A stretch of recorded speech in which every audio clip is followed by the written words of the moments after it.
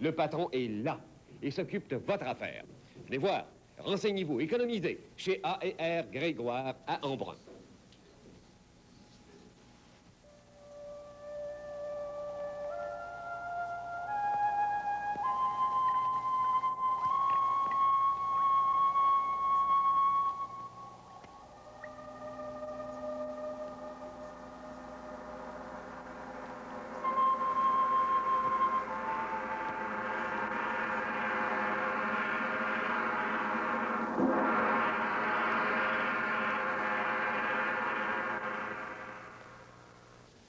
Du vrai gaspillage, 12 boîtes de cartouches, puis tout ce que j'ai attrapé, c'est un bon rhume et une branche de boulot en plein front. J'ai rien pris, mais qu'est-ce que je vais attraper en rentrant? 2 heures à convaincre Thérèse que j'ai vraiment chassé. Du vrai gaspillage. Ça me fait penser à ma sœur, la petite dernière. Une vraie beauté, ma sœur avec un golet. Du vrai gaspillage. Le seul endroit où il n'y a pas eu de gaspillage dans ma semaine, c'est chez Speedy Muffler. Moi qui pensais que ça me prendrait un silencieux, ben non, les gars et m'ont dit, il y a juste un morceau à changer, puis c'est rien que celui-là qui m'a changé. Ça se peut-tu? Chez Speedy Muffler, il n'y en a pas de gaspillage. CBOFT Canal 9, Ottawa, Hull.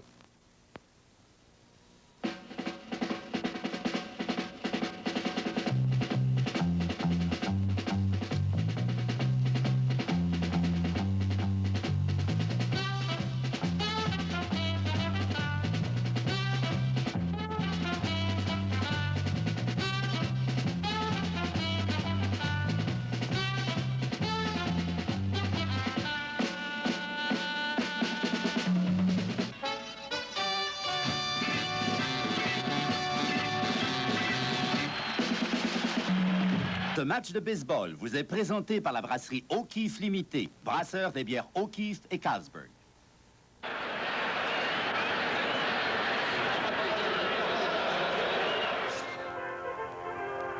Hier, victoire des Pirates de Pittsburgh, 10-4 sur les Expos de Montréal. Une victoire signée Willie Stargell. Le vétéran joueur de premier but a canonné ses 30e et 31e circuits de la saison, donnant le ton, l'élan à ses coéquipiers. Et la foule de 38 000 personnes l'a remercié chaleureusement. Willie Stargell.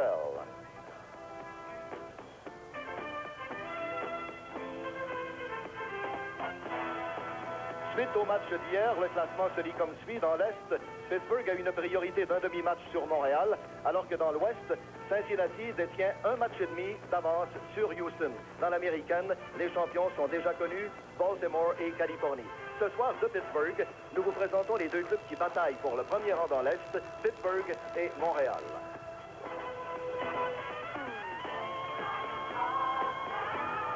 Bonsoir, mesdames, mesdemoiselles, messieurs. Ici Guy Ferron, accompagné de Jean-Pierre Roy et de toute une équipe pour vous présenter ce match extrêmement important. Important d'abord parce que la saison achève et qu'il reste très peu de rencontres. Si l'on regarde un tableau, eh bien, du côté de Pittsburgh, on voit qu'il reste 5 matchs à disputer. Ce soir contre Montréal, demain contre Saint-Louis et au cours du week-end les Cubs de Chicago. Côté de Montréal, eh bien, ce soir Pittsburgh, demain un double contre Atlanta. Et vendredi, samedi et dimanche contre les Phillies de Philadelphie. Le match, ces rencontres sont importantes au point que Radio-Canada télévisera les matchs de vendredi et samedi. Et s'il y a possibilité que le match de dimanche soit important pour Montréal, eh bien, il sera également télévisé. S'il y avait égalité, le 1er octobre, également à la télévision.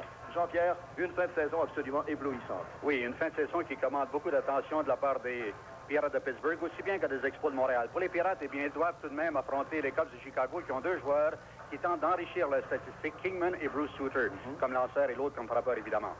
Les Cards de Saint-Louis, qui sont aussi les adversaires des Pirates, possèdent deux frappeurs, Keith Hernandez, qui tente de rester au sommet des meilleurs frappeurs de la Ligue, et aussi Templeton, qui, lui, tente de se maintenir parmi les 10 meilleurs. Donc, rien de facile. Rien de trop facile. Et du côté non. des Expos? Les Expos, un peu plus facile, en dépit de ce double qu'ils doivent livrer aux Braves d'Atlanta demain. On sait que le meilleur lanceur, Nico, lance ce soir, alors ce serait chose plutôt facile demain contre les Braves. Tout de même, c'est un double. Ils doivent voyager et ils ont peu de temps.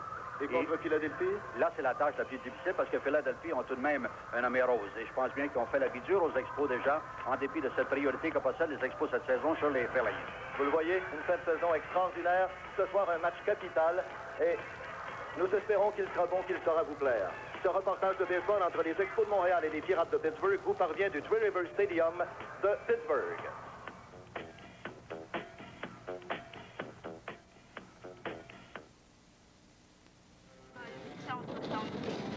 En direction s'est poussé une barbe.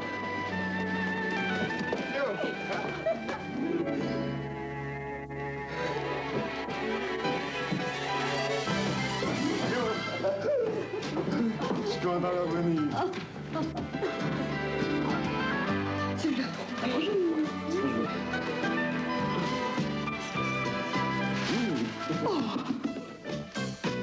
Père? Ah, c'était plaisant de voyager. Bon sang, ça fait du bien de revenir chez nous. De retrouver sa bière, prendre une bonne au kiff avec vous autres. C'est celle qui se prend en douceur. Quand c'est la eau qui compétère, c'est comme s'il n'y avait pas d'autre bière. Hâtez-vous donc une eau kiff, ça se prend en douceur. C'est celle qui se prend en douceur. Alors, Jean-Pierre, s'il y avait des points importants à surveiller ou à souligner, quels seraient-ils? Eh bien, si nous nous plaçons à la place de Rogers, cependant, il faudra que Rogers soit son meilleur ce soir s'il va avoir du succès contre les Pirates. Et la raison est la suivante, c'est que Moreno, d'abord, doit être... on doit lui porter beaucoup d'attention étant donné sa rapidité. Alors, hier, il a obtenu 2 coups sûrs, mais c'était la première fois en 29 présences où Moreno pouvait atteindre le premier. Alors, c'est un point culminant et c'est un point prédominant dans la pensée, dans la planification de Rogers. Et aussi, si la situation le demande, il faudra qu'il contourne le fameux Stargell, ce frappeur de puissance qui a réellement le vent dans les voiles présentement. Et puis, ce soir, on remarquera dans la formation des Expos que Scott joue au 2e but. Et c'est à cause de la présence de Rogers au monticule qui lance une balle tombante et qui force les frappeurs, évidemment, à frapper au sol. Du côté de Kison, le lanceur des Pirates, lui, eh bien, il n'a pas tellement à surveiller, excepté lancer à sa manière habituelle, étant donné qu'il est très efficace en septembre. Avant 1979, d'abord, il a 40 victoires contre 17 défaites à Pittsburgh même, dans ses confins du stade Trois-Rivières. Et puis, il a 20 victoires et 6 défaites de carrière en septembre. C'est donc dire que les Expos auront quelque chose à surveiller en plus de cette balle tombante, la glissante et un décochement embêtant pour les frappeurs. Il y a un geste très distrayant pour les droitiers surtout. Alors, ce sont les points que nous devrons surveiller ce soir. Ça ne veut pas dire nécessairement qu'il n'y aura pas d'autres facteurs, mais à mesure que le match avancera, on s'apercevra que les deux équipes doivent se rivaliser de ruse aussi bien que de puissance physique et d'habilité naturelle. Enfin, nous espérons, et je le répète, Jean-Pierre, un excellent match, parce qu'on en est rendu à une espèce de climax. Il ne faudrait pas que ça tombe par du mauvais baseball. Les Expos qui ont joué très nerveusement au cours de leurs 3 dernières rencontres n'ont pas vraiment donné du bon baseball, même s'ils ont remporté une victoire. Elle était excitante, mais peut-être pas très belle. Mais ce soir, il faut espérer qu'ils se replaceront et que nous aurons droit à une excellente rencontre. Les officiels pour... Tiens, ça, c'est le perroquet, la mascotte... De Pittsburgh. Eh bien, les officiels pour le match de ce soir, Eric Gregg est au marbre, Doug Harvey est au premier, au 2e, Andy Olson et au 3e, Frank Pulley. Est-ce que je me trompe, Jean-Pierre, en disant que pour les Expos et pour Steve Rogers, c'est peut-être le match de leur carrière? C'est le match de la carrière, je pense bien, de tous les joueurs des Expos présentement, incluant même les vétérans, parce qu'il y en a qui n'ont pas eu l'occasion de remporter la palme ou encore les honneurs d'une série mondiale ou même d'éliminatoire. Alors, c'est réellement un match très important de fin de saison. Et c'est un match très important. En plus, ils doivent donner absolument tout ce qu'ils ont. Je parle toujours des Expos ici. Étant donné la présence de Kison, un excellent lanceur et une équipe des Pirates, on peut dire qu'ils sont aussi tenaces que les Expos, sinon plus. Et ils sont réellement bien rodés. Alors, ce sont 2 équipes en lice ce soir qui représentent tout le baseball à son meilleur. Cependant, il faut que les Pirates se surveillent. Quand on vous parle de la fièvre du baseball, elle existe. Ça, c'est un groupe de fidèles de Sherbrooke. Il y en a de Trois-Rivières, il y en a d'un peu partout. Ça, c'est le groupe de Sherbrooke. Je reconnais l'organisateur à la gauche de l'écran, là. Eh bien, ils sont une trentaine. Et je vous jure que même si c'est peu, 30 dans un stade qui en contient 50 000 et qui est presque plein, eh bien, il faut dire qu'ils font du bruit pour plusieurs. Ici, c'est l'instructeur-chef. Il a battu, lui et son opposant, Dick Williams, de l'excellente besogne. M. Tanner, le numéro 7, on le verra au cours du match. C'est un gars qui a la patience très courte. Il effectue de nombreux changements avec ses lanceurs habituellement. Quoique, la preuve, c'est que Kison a 2 matchs complétés en 23 départs et c'est un excellent lanceur. Alors là, les Pirates qui se rendent sur le terrain. Tout d'abord, Milner, le voltigeur de gauche. On les appelle ici dans l'ordre. Alors, Eric Gregg, l'officiel au marbre. Le voltigeur, ici, c'est le 2e but. Tim Foley. Il y a Parker, Moreno, Stargell, Bill Madlock, Ed Hutt, Phil Garner et la foule qui les applaudit. Il y a une chose qui est certaine, Jean-Pierre, pour les matchs du week-end, les matchs de vendredi, samedi et dimanche, peu importe ce qui arrivera d'ici ce temps, eh bien, il faudrait qu'il y ait beaucoup de monde au stade olympique et que les gens réservent un accueil aux Expos. Peu importe ce qui arrivera d'ici la fin de la saison, ils ont été absolument exceptionnels. Oui, sûrement. Et ça, il faut le souligner. Peu importe ce qui arrive, ce serait déplorable en réalité que certains sportifs, par exemple, prétendent, s'il y a des faits de la part des Expos, que ça a été une saison moche. Elle a été belle, la saison. Excellent. Et là, on demande à la foule de se lever pour l'interprétation des hymnes nationaux.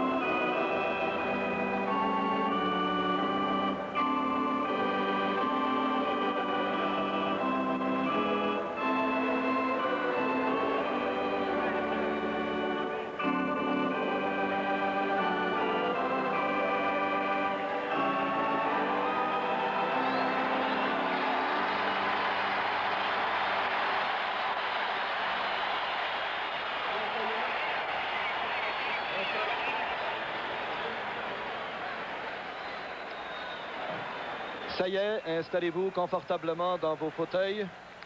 Le match va commencer dans quelques instants puisque le grand numéro 25, Bruce Kison, se rend au monticule. Il faudra, je pense, que vos nerfs soient bien détendus. Ils seront peut-être mis à rude épreuve. Voici la défensive des Pirates. Hutt est le receveur. Au premier, Stargell. Au deuxième, l'excellent Phil Garner. Tim Foley est à l'arrêt-court. Bill Madlock au troisième. Les voltigeurs dans la gauche, Milner. Au centre, Moreno. Et dans la droite, Dave Parker et le lanceur Jean-Pierre Bruce Kison. Dans le dossier de 11 victoires et 7 défaites, une moyenne de points mérités de 3,32. Il en est à son 24e départ et sa 32e participation aux Jeux de cette saison. Il a complété 2 de ses parties et il a remporté une de ses 11 victoires par blanchissage. Il a lancé un total de 157 manches et un tiers où il a accordé 143 coups sûrs, 11 circuits à l'adversaire. Contre les Expos cette saison, il a une victoire et aucune défaite. Il affronte Warren Cromartie, le voltigeur de gauche des Expos, suivi de Rodney Scott au deuxième, Andre Dawson au champ centre, Rusty Staub au premier but ce soir, Ellis Valentine, voltigeur de droite, au 6e rang, Larry Parrish, troisième but, Chris Pryor à l'arrêt-court, Duffy Dyer reçoit donc, en l'absence de Carter, toujours blessé au pouce droit, et finalement Steve Rogers, l'opposant de Kison au monticule et au 9e rang. De carrière, Bruce Kison a 79 victoires contre 63 défaites. Et voici les arbitres. Eric Gregg derrière le marbre. Doug Harvey au premier coussin. Andy Olson au deuxième et Frank Foley au troisième. Kison, un lanceur à la balle rapide, une balle tombante, une balle qui bouge constamment. Et c'est surtout son lancer de côté qui embête les frappeurs droitiers sûrement. Et pour les gauchers, eh bien, la balle s'avance toujours vers eux. Alors nous verrons ce que Cromartie peut faire contre le fameux Bruce Kison et les Pirates ce soir. Normalement, c'est un lanceur qui a beaucoup de succès contre les frappeurs droitiers. Mais les gauchers, habituellement, voient assez bien venir cette balle. C'est un lanceur qui lance un peu de côté, de 3 quarts. Par contre, sa balle bouge beaucoup et elle tombe. Alors, c'est là que c'est un petit peu difficile. Alors, il faut nécessairement qu'un frappeur soit sélectif, qu'il porte attention, qu'il porte une très grande attention, surtout au décachement de Kison et de bien surveiller où sont servis les tirs. Alors, le premier frappeur, donc, le voltigeur de gauche, le numéro 49. Le frappeur gaucher Warren Cromartie. Le premier tir, balle, c'est un tir très haut. C'est Milner qui capte ce haut ballon. Si c'était une balle, c'est un lancer très haut. C'était une balle plutôt lente, une balle glissante. Et je crois que Cromartie s'attendait plutôt à cette balle rapide qui serait probablement à la hauteur de la ceinture, mais non. De toute façon, Warren Cromartie ne connaît pas ses plus beaux jours, ses plus beaux matchs présentement. Il a connu une défaillance depuis environ 3 semaines et ça explique un peu peut-être cet état de nervosité dans lequel il se trouve. Le joueur de deuxième but, le numéro 3, Rodney Scott, il y va de la gauche. Rodney qui a une moyenne de 236, c'est une prise.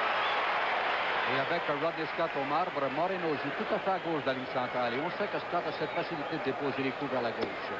À l'intérieur, c'est une première balle, 1-1. Rodney contre Pittsburgh, 17 coups sûrs en 53 présences. Dawson est dans le cercle d'attente. La balle est retroussée encore une fois dans la gauche. Milner recule. Il a de la place. C'est le deuxième retrait. Et bien, jusqu'ici, on voit que Kison sert des lancers bien où le demande le receveur Ed Hart. Et les deux frappeurs gauchers, Cromartie et Scott, ont dirigé leur coup vers la gauche avec le résultat qu'on connaît maintenant. Et ça, c'est justement ce dont on parlait tout à l'heure. C'est une balle qui bouge constamment. Et la balle de Kison entre, ou plutôt se dirige vers le frappeur gaucher. Voyons ce qu'il fera maintenant contre un droitier, Andre Dawson.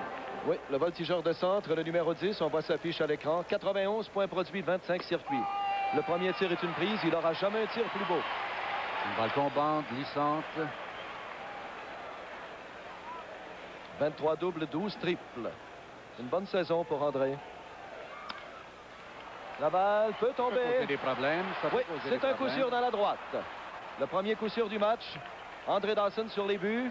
Le prochain frappeur sera Rusty Staub. Il est très sélectif. Il faudra peut-être surveiller André qui a déjà 31 buts volés cette saison. Oui, c'est une excellente occasion ici pour tenter aussi le receveur Ed Hart. Est-ce qu'il a un bon bras? Il a un bras moyen, raisonnablement bon. Il est assez précis. Seulement, ça dépend aussi de Kison. Et Kison n'a pas le geste le plus rapide parmi les lanceurs droitiers. Alors, on peut choisir ici cette occasion. Il est de retour à temps. Le frappeur, le numéro 6, Rusty Staub. Rusty, une moyenne de 262. Il a 3 circuits, a fait marquer 14 points. André est en course. Staub s'élance. Et André sauve. C'est un 32e but volé. Et ça, on a vu ici Ed Hart qui a bien lancé avec précision. Seulement, il n'a pas cette rapidité d'un tir comme celui de Gary Carter. C'est la raison pour laquelle Williams ici a donné cette commande. Et ce que j'aime ici, surtout, c'est que Rusty Staub a bien aidé la cause de Dawson, aidant ainsi la cause de ses coéquipiers du même coup. Et c'est ce qu'il faut qu'un frappeur fasse. Lorsqu'il voit que la commande est donnée, eh bien, au moins, aider le coureur en embêtant quelque peu, en tentant d'ennuyer le receveur. Donc, aucune balle, une prise à Rusty. La balle est retroussée dans la gauche. Non, Milner est là. Il a la place voulue. Alors, les 3 retraits au voltigeur de gauche. Pas de points, un coup sûr, pas d'erreur. Et un coureur laissé sur les buts. C'est donc dire que les Pirates passeront à l'attaque avec aucun point contre eux. Et nous verrons dans l'ordre Moreno, Foley et Dave Parker.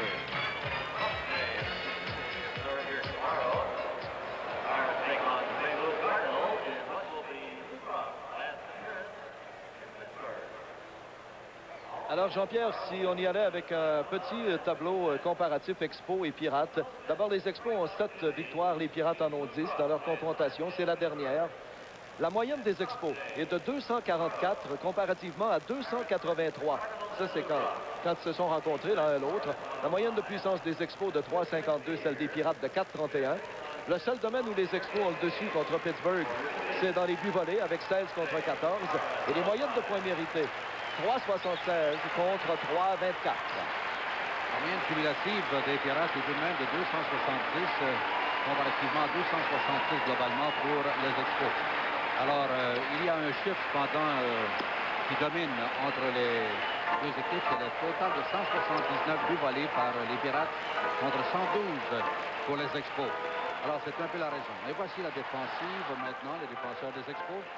Oui, eh bien, c'est au premier stop. It's the right-hander from Montreal. Steve Rogers is warming it up, and his catcher tonight is Duffy Dyer. At first base, Rusty Staub. Rodney Scott is playing second. The shortstop, Chris Fire. Larry Parrish is playing third. Their outfield left to right is Warren Cromartie, Andre Dawson, and Ellis Valentine. Pirate coaches are in place. Al Montek at first, Joe Lynette at third. And the leadoff batter for the Bucs will be Omar Moreno, the center fielder.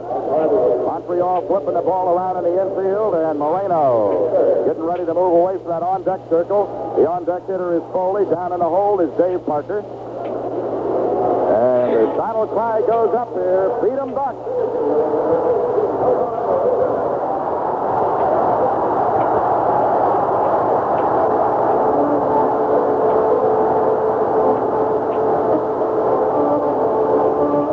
Moreno is 2 for 14 with an RBI in this series. And he's batting .280 for the year with 8 homers and 67 runs batted in. Rogers' first pitch. Swung on, bounced foul down the right side, skipped up into the lower boxes, and it's strike one.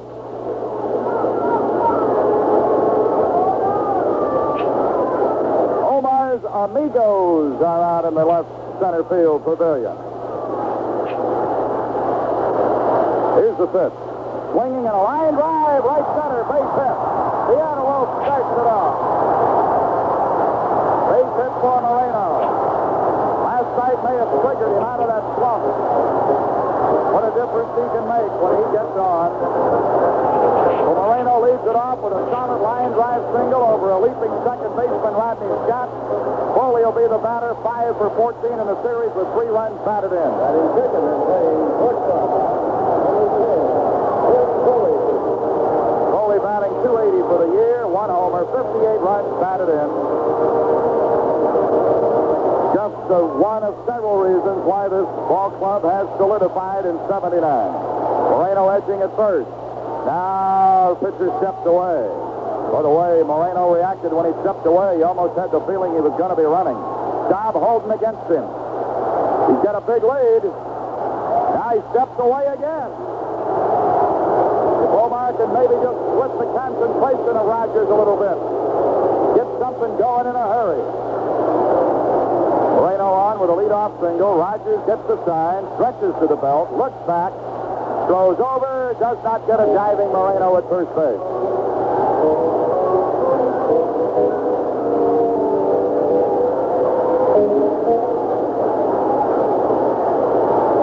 Omar, not quite as big a lead. Let's see what happens when he goes to the stretch.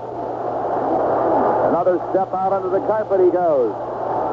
To look over the shoulder by Rogers. Throw to first. Runner back. A throw down on the bag might have been touch and go. Fortunately for Omar, the throw was up around the letters on Staub. Dave Parker is moved to the on-deck circle. The Isles are still busy here. Coming in to cheer on the Pirates. See if they can get into that game-and-a-half lead over Montreal with a win here tonight. The check of Moreno. He's running. The throw by Dyer, no, he's in there easily. 73 stolen bases. Justice Dawson stole his on Kison. Moreno just as clearly stole his on Rogers. Dyer didn't have a chance to throw him out. So a runner in scoring position with nobody out. Now the strategy changes for Foley. Just try to get him over to third where Parker can get him home.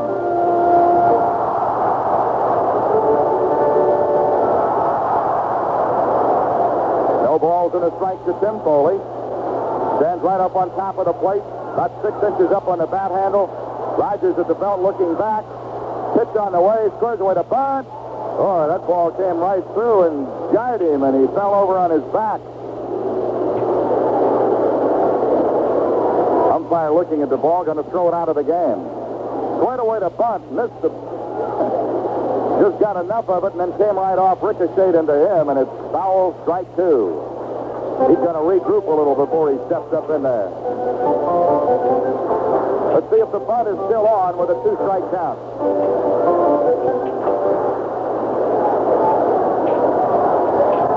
Rogers taking a little extra time, looks down in to get the sign.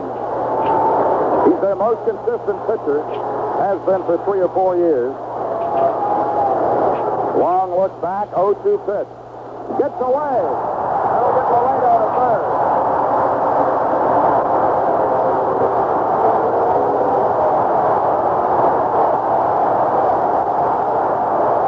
It's sort of a wild pitch.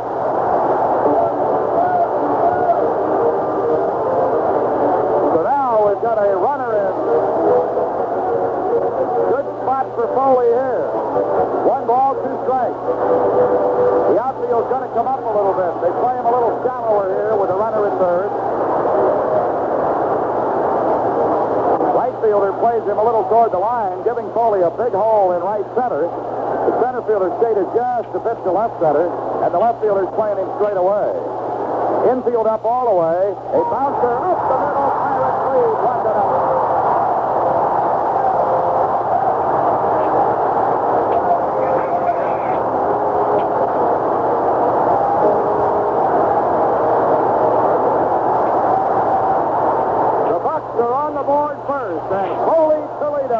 Again.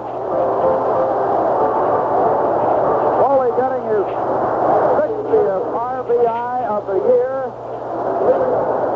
And here's Parker hitting safely in 12 of his last 16 games. He's our leading hitter at .298. 23 homers, 90 runs batted in. His 90 RBIs lead the club. Rogers looks back to check Foley. Pitch to Parker. Line drive single, right field. Foley into second. He'll stop there. They won't challenge Valentine. Lee straight hit for the battling Bucs. And this crowd is alive. Are they ever? Now they're going to get Stargell another standing ovation. Join this crowd right here.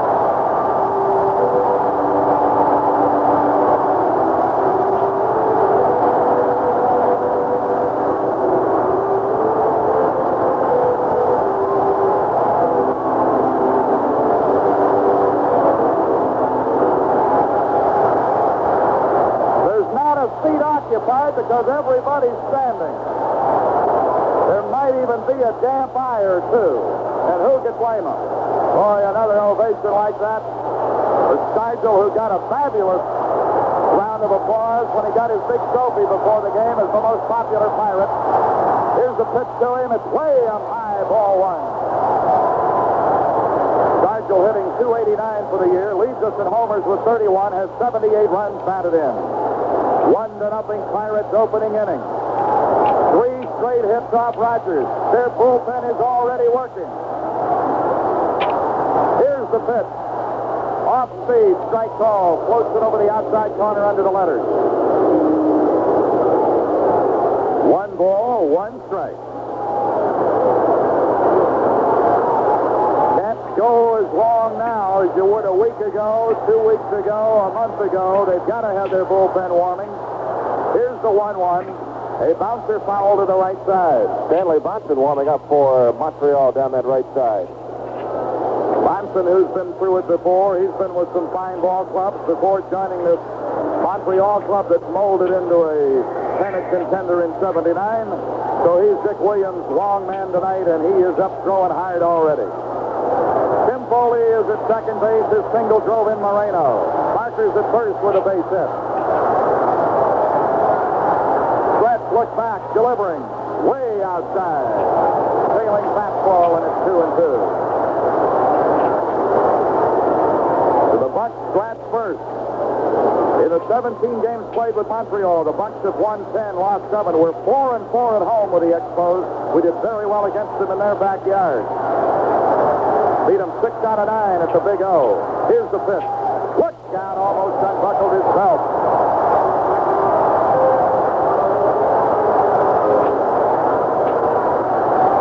So a payoff pitch is due. Let's see how Chuck Tanner handles it here with Foley at second and Parker at first as they look to Joe Lynette. A payoff pitch is on the way from Steve Rogers, and here it comes. There go the runners. Strike called, so to third, and they're going to have Foley in a rundown. Parrish will tag him, and Parker is down at second, and Stargell walking away. He can't believe it.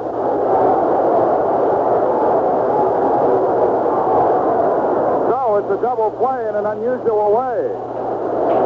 Stargell was called out on strike, then 2-5 completed it.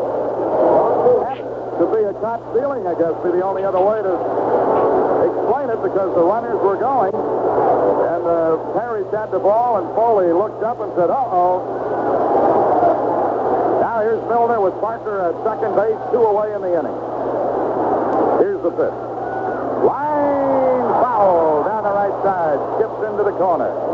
So it's strike one. John Milner is batting .282, 16 homers, and 58 runs batted in. We're going to get a break in here as we wait for everybody to get back in place. This is a big battle for first in the East on the Pirate Baseball Network.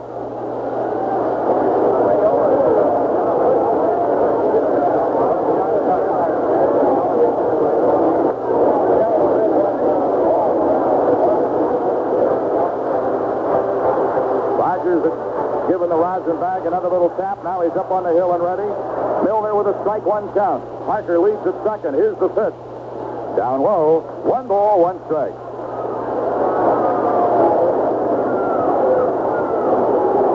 With the 1-0 Pirate lead in the first inning, and with Milner up there, the Buck Power Gang is here, hoping maybe Milner can play some long ball and give our starter Kison some real working well.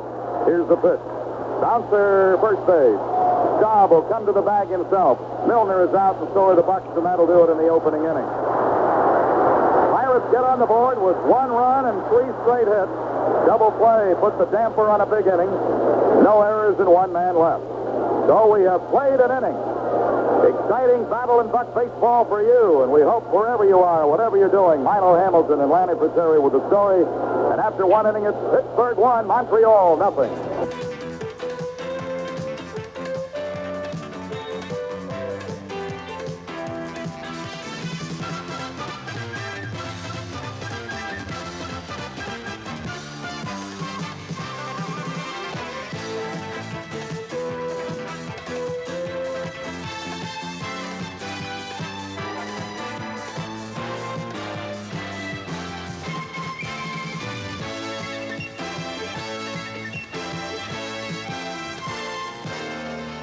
O'Keefe représente l'engagement de la brasserie O'Keefe limitée à promouvoir les sports amateurs et professionnels et à encourager les efforts de ceux qui les pratiquent. Une présence active dans un monde de plus en plus sportif, Sport O'Keefe.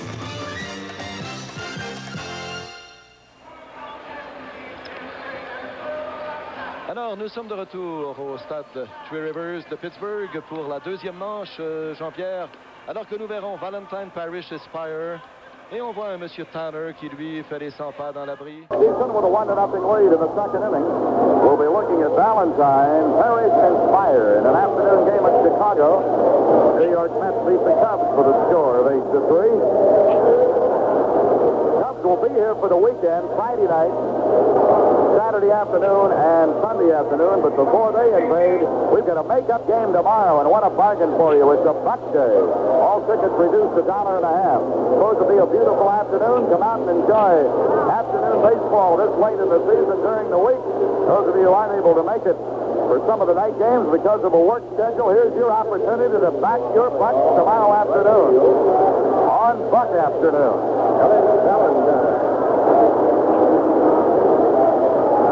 Ellis Valentine, 3 for 12 in the series with 2 RBIs.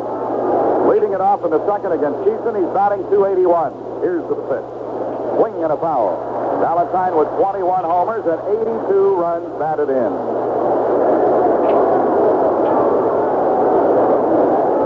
Parrish, the on-deck hitter. Valentine stepping out a moment. Getting back up in there. And the 0-1 from Buster.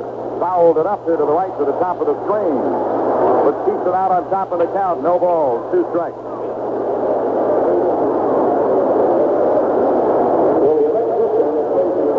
Our old buddy Justin Horan's taking so much heat because there aren't any banners downtown. He ought to get all the banners here at the park and take them over to the Golden Triangle. Wouldn't that be a nice decoration? And they'd deserve it, wouldn't they? They bring those things here every night. Add so much to the park. Here's the 0-2 pitch. Smash to deep short. Backhand. Throw. It'll be in time. Ball throws. Scooped out of the dirt by Stargell. Fantastic on both ends. A great play into the hole by Foley. A good scoop of a low throw out of the dirt by Stargell. Valentine runs well for a big guy. Foley knew he had to unload in a hurry. Threw it into the dirt. That little short hop, and Stargell came right up with it. Good defense on both ends. Here's Larry Parrish with an 8-game hitting streak. 4 for 11 in the series. There is a high pop right side. Geiner's play to make it shallow right, and it's 2 away. So Parrish, their big home run threat, with 30 and 82 RBIs. Their leading hitter at 311 pops up on the first offering to him here in the second inning. That'll make up the shortstop. Chris Meyer, hitless in 4 at-bats in the series. Against the league, hitting .218. 6 homers, 24 runs batted in.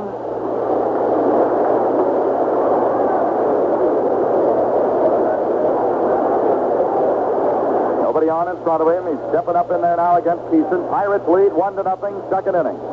Here's the pitch. Swung on and a high fly ball. Down the left side, shortstop, third baseman, left fielder. Who's going to be there? Whoop! Foley overran the ball. As it turned out, Milner might have had a better look at that ball. No play because it went a long way right down where the box seat railing bends into the bullpen fence. Madlock, Foley, and Milner all converging. As it turned out, Foley overran the ball. Milner actually had a better look at it, but with that kind of traffic and all running that far, not too hard to understand how the ball would drop. And so it is no play, and it's no balls and 1 strike on Spire. Duffy Dyer would be next. Spire batting 7th in the order for Dick Williams and the Expos. Now Bruce Kison goes back off the hill, tugs at the bill of the cap, and off with the glove, rubbing on that baseball. The little nervous habits become enlarged in a game as big as this. Here's the 0-1. Strike call right in on his hands, and it's 0-2.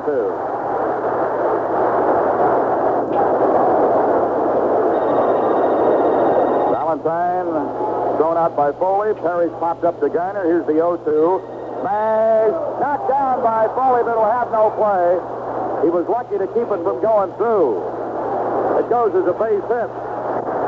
Made a great effort just to get leather on it. Then when it bounced away from him, that took away any chance. And since he was stretched out, thrown, knocking it down, wouldn't have had a chance to have thrown him out in any case. So it's hit number 2 for Montreal and brings up Duffy Dyer, the catcher. Dyer batting .254. He's appeared in 64 of their games. He's only had 18 hits, 6 doubles, 1 homer, and 8 RBIs. .254 against the league, and in this series, he's hurt it. 3 for 5 with 2 runs batted in. And the pitch to him out of the stretch, a swing and a miss from Kison.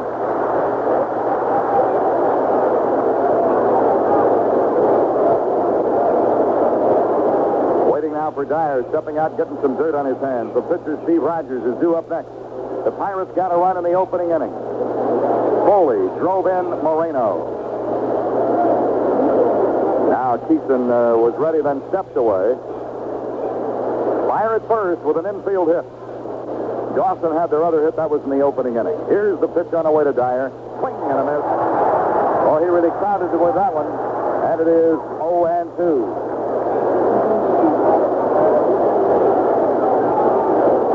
So Duffy Dyer played on a winner at New York with the Mets. Played on some exciting talented clubs right here at Three Rivers with the Bucs. His first year as an Expo. Here's the pitch. Swing and a miss. Struck him out. So Dyer strikes out to become Kison's first strikeout victim of the night. No runs, 1 hit, no errors, 1 left. We played an inning and a half. Pittsburgh Pirates 1, Montreal Expos 0.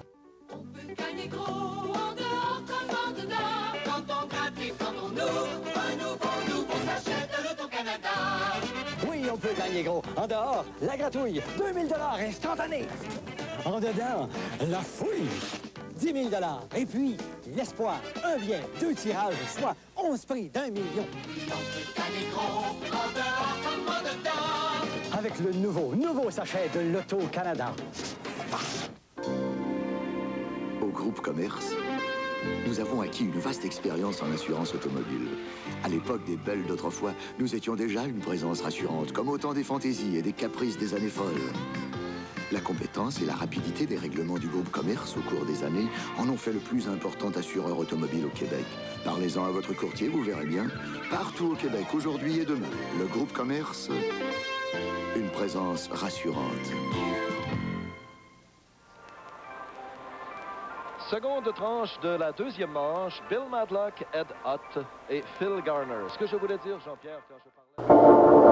As we get ready to go to the bottom of the second, we have an announcement for you folks in your cars who may be out on the ramps and are wondering if you should come on in. Come on in. They are selling standing room only tickets right now. They have just started to sell standing room only tickets. There are still some available.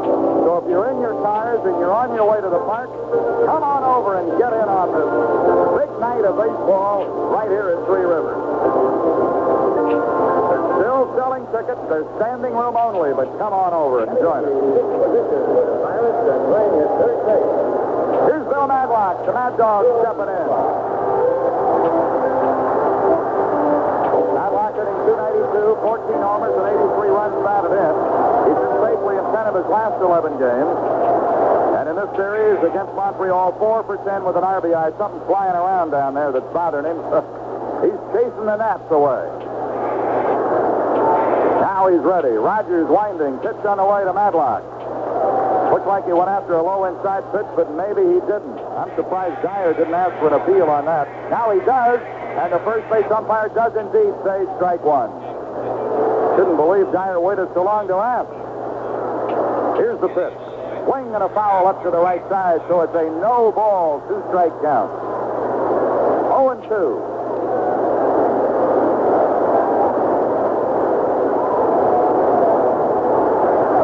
Out in front on the count, no balls and 2 strikes. And here's the pitch. Smashed to the ground, fair ball. Down toward the left field corner. Madlock will dig. He's headed for second. He's going to have to hit the dirt. Fighting with a hustling double.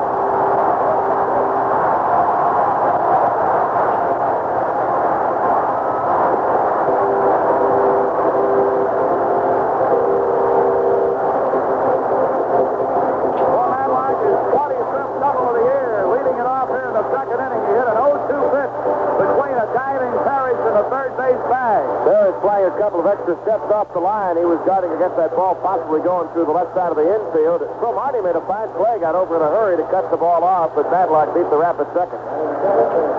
Here is Ed Hutt, one of the heroes last night when he drove in 3 runs. He was 2 for 4 to get those 3 RBIs. He's batting .272, 7 homers, a career-high 49 ribbies.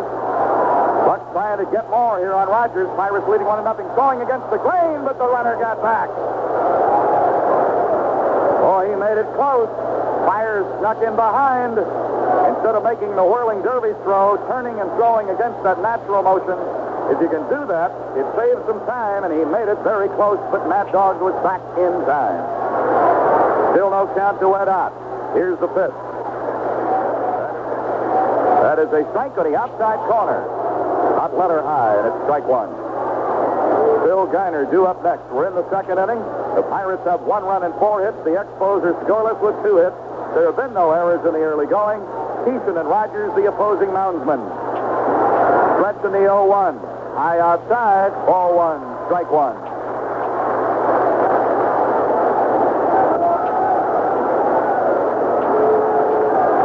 Madlock leading away at second base again. Duffy Dyer drops the finger. Steve Rogers shakes one off. Now he has the one he likes. He took so long, Ed Ott stepped out on him. It can get to be a battle of nerves this time of the year, especially when the game is so big. A ball and a strike and a pitch on the way. Look out, whips him around on his shoulder. 2 balls and a strike. The 2 pitchers going here tonight, you can't dig in. You got to be loose up there. They'll give you a barber job with no lather.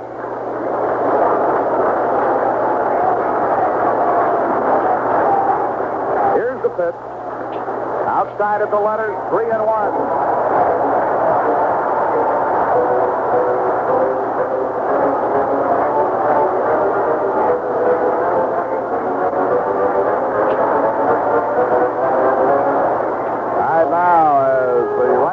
Takes a little extra time. Madlock takes his lead. Now the 3-1 to Ed Ott. Swing and a miss, and it's 3-2. Payoff due on catcher Ed Ott. Batting 7th on the Chuck Tanner card here tonight. Geiner due up next.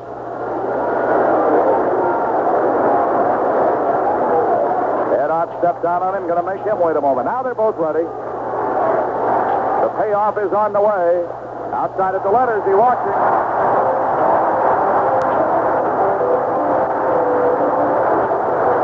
First walk given up by Rogers to go with 1 strikeout. And the Pirate fans are trying to work some of that hometown magic here now. Geiner stepping in with a 9-game hitting streak. Had a good series, 5 for 9 with a run batted in.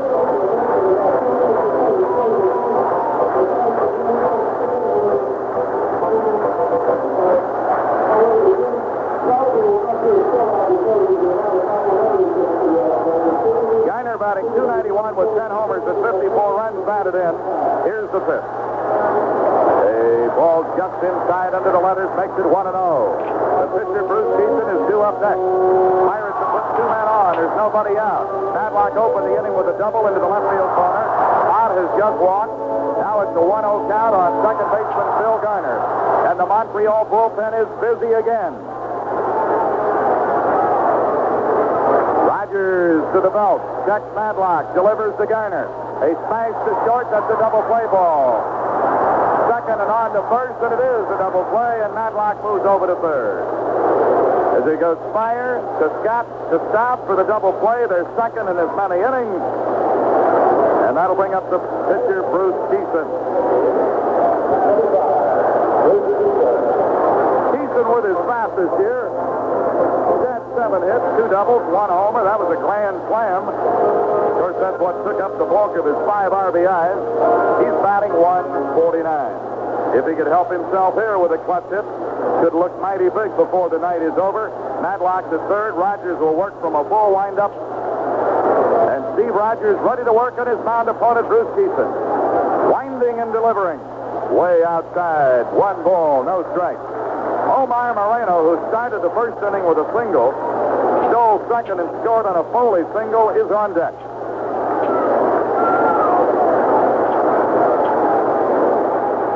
Kison into the clouds. He leans out over the plate, takes his cut and comes up empty, and it's 1 ball, 1 strike.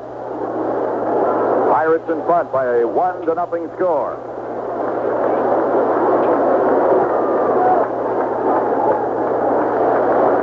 Rogers glances to third, checking Madlock, now winding, 1-1 to Kison. Fly ball, left field. Left fielder will move back about 8 or 10 steps. Cromartie's there. That will do it in the Pirates' second inning. Had something going with a double and a walk to start it, but for the second inning in a row, the double play has been the equalizer. So the Bucs do not score. 1 hit, no errors, double play, a walk, and Madlock was stranded to third. So after 2 complete innings, in the finale of a very, very big series between these 2 evenly balanced clubs, it's the Pirates 1 and Montreal 0.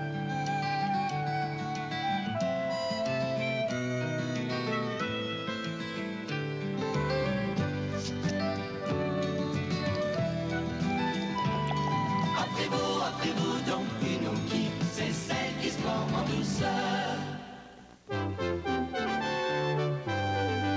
C'est nous tous qui élisons les membres de l'Assemblée nationale et c'est important d'exercer votre droit de vote. Il s'agisse d'une élection générale, partielle, d'un référendum, il faut être inscrit sur les listes électorales. Il faut avoir 18 ans et plus le 3 novembre 79, être citoyen canadien et être domicilié au Québec depuis le 2 novembre 78. Du 1er au 4 octobre, 35 000 recenseurs vous visiteront. Vous demanderont vos noms, prénoms, adresses, âge et profession. Soyez là pour les accueillir. Troisième manche, Steve Rogers, Warren Cromartie, Rodney Scott affronteront Bruce Kison. Kison qui, en 2 manches, a donné 2 simples. Le premier à André Dawson, le deuxième à Chris Spire. Bruce Kison, still with the 1-0 lead, will look at his bound opponent, Steve Rogers, to start off the third. Up to the top then with Warren Cromartie and Rodney Scott.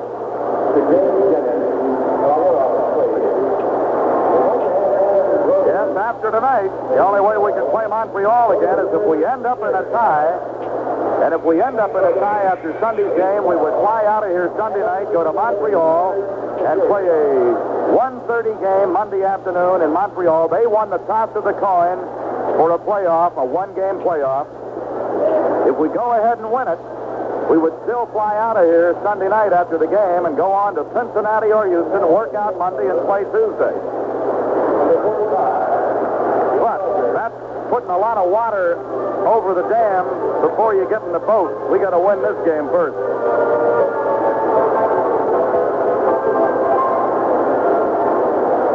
Rogers hitting 147. He's driven in a couple of runs this year. Had 11 hits, 2 doubles. Stands right up in front in the batter's box. Takes a strike across the letters 0-1.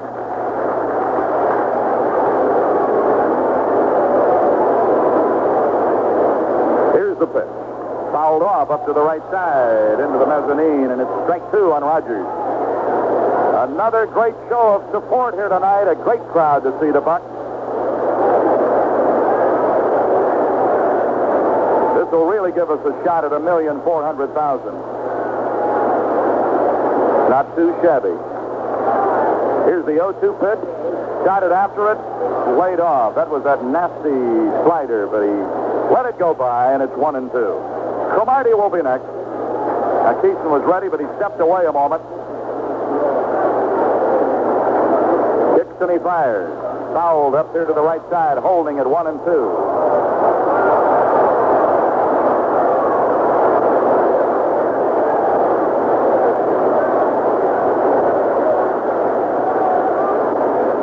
Ed Ott dropping back down in to give the sign. Rogers leading off in the Montreal third. Pirates in front, 1-0. Got a run in the first inning. Swing and a miss, struck him out. Broke off a good start, breaking pitch. Records his second straight strikeout and second of the early going of this game. Up to the top now with the left fielder Warren Cromartie. Cromartie started the game by flying out to Milner in left. John McHale, the longtime baseball executive with the Detroit Tigers, the Braves, and ever since the Montreal franchise started, is here tonight, of course, watching his club. And they're carrying our game down in West Palm Beach tonight.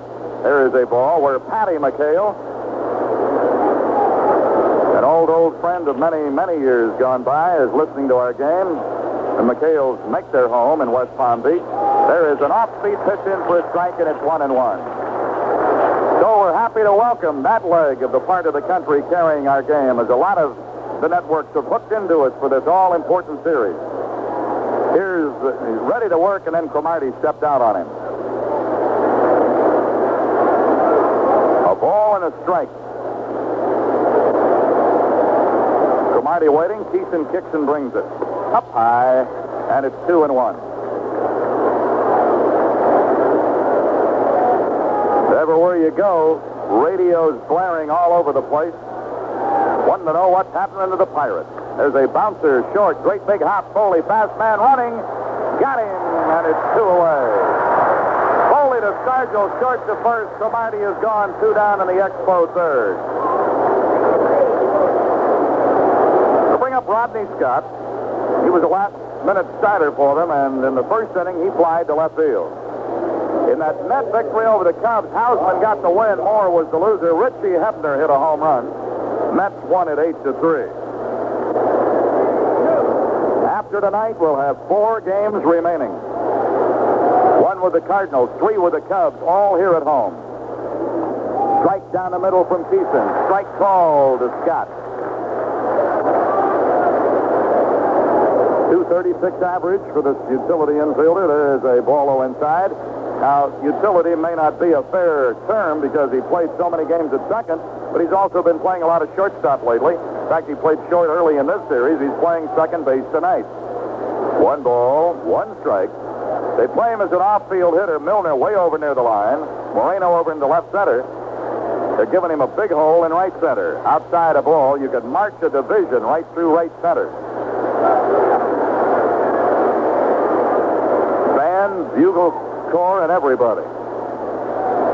There's a high foul up to the left side. 2-2 to Scott.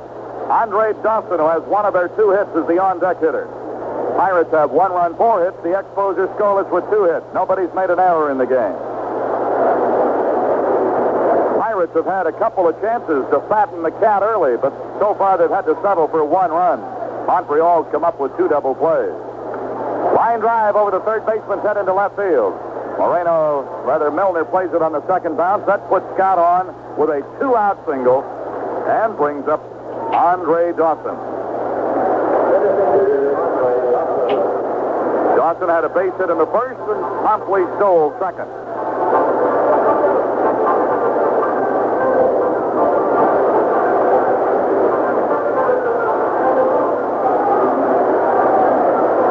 Dawson, a right-hand batter. Kison taking a little extra time with a runner at first. Scott is a definite threat to go. Leads them in stolen bases with 37. Throw over does not get him. Has a pretty good lead. Throw over again, but not close. Dawson, the batter. Staub on deck. Montreal batting in the third. Kison working with a 1-0 lead. Here's the pitch. Swing and a bouncer to third. Going to go to second base. Force play. Side retired. Madlock to Garner. Second to first. Score is 5-4. Montreal in the third. No runs, 1 hit, no errors, and a man left. So we played into the middle of the third at Three Rivers in Pittsburgh in an all-important clash here. Right now it's the Pirates 1, Expos nothing. Vous voulez donner un coup dans le bricolage ou la rénovation? Voyez un rénovateur Rona pour du bois et des matériaux tout près de chez vous. Ce sont des centres de rénovation bien implantés au Québec qui se sont regroupés sous la même bannière pour vous offrir plus de produits, plus de services et à des meilleurs prix. Vous voulez donner un bon coup? Le rénovateur Rona peut vous donner un bon coup de main. Le rénovateur Rona, c'est le meilleur ami du bricoleur. L'appel conférence, ça ne remplace pas les réunions, mais ça me permet souvent de diriger mon service sans bouger de mon bureau. Je connais mieux les gérants de vente des autres régions, et les gars d'en haut nous consultent plus souvent. C'est important. Avec l'appel conférence, tout le monde sait ce qui se passe dans mon service, toutes les semaines. Comme avocate, je gagne un temps fou en évitant les déplacements inutiles. Consulter, informer et prendre des décisions rapides. Ça sert à ça, l'appel conférence. L'appel conférence. Qu'en dites-vous?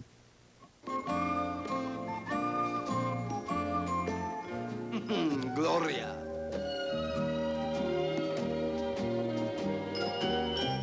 Aha.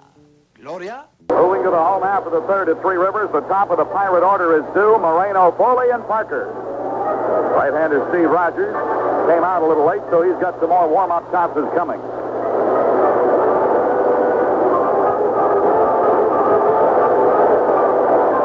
Afternoon, a make-up game, and a chance for a lot of you folks who aren't able to make it to the evening games to get out and see baseball in the sunshine. That's tomorrow afternoon. Either to be Bibby or Candelaria tomorrow.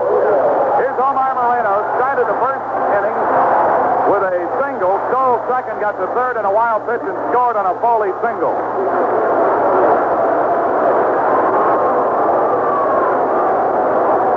Bob Force will pitch for the Cardinals here tomorrow. Candyman will go if he can, otherwise it'll be Bibby. The pitch to Omar. Swing, and he missed. And it's strike one. Ball game in the bottom of the third. Foley on deck off to the right side. Bucs trying to add to a 1-0 lead as they bat here in the third inning against Rogers. Parrish up in front of the bag at third. Here's the pitch. A chopper foul. Staub came over by the first base bag, but it was outside the line, 4 or 5 feet. Had that been fair, that might have been high enough to have jumped over Staub. But at any rate, it was foul, and the count is 0-2.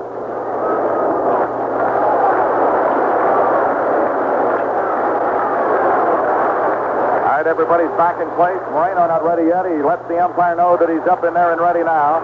Sign given, right-hander delivering. Fouled off into the base of the backstop, and it's still 0-2. So after last night's victory by the California Angels, it's all over in the American. They know where they're going to play and who it'll be. Not that way in the National. Still undecided in each of the divisions. Pirates would like to take a step toward deciding who's going to win in the East right here tonight. Here's the 0-2. Tight above the knees. 1 ball and 2 strikes.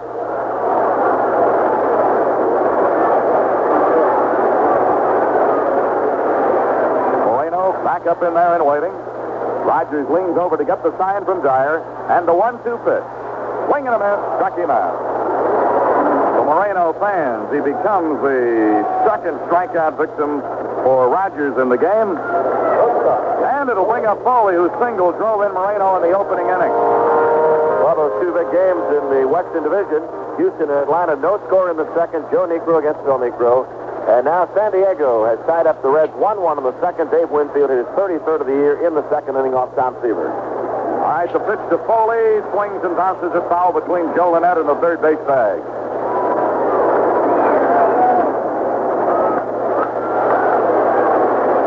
Some of the fans out in the left field pavilion ready to flip for Foley, says their banner.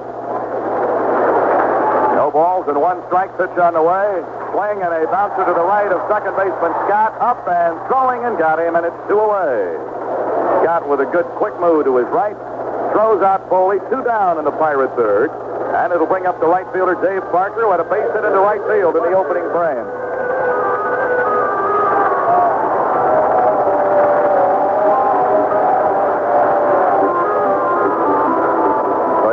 Parker, he might be taking a beat on Cobra country out there. See if he can double our pleasure here. It's 1-0 at the moment, Pittsburgh.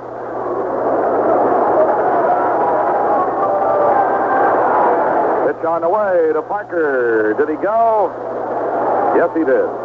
Strike 1. Tried to pull the barrel of that bat back and just couldn't do it.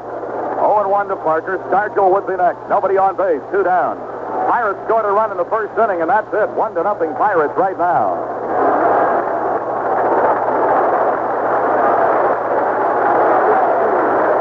Rogers shook off a couple of times.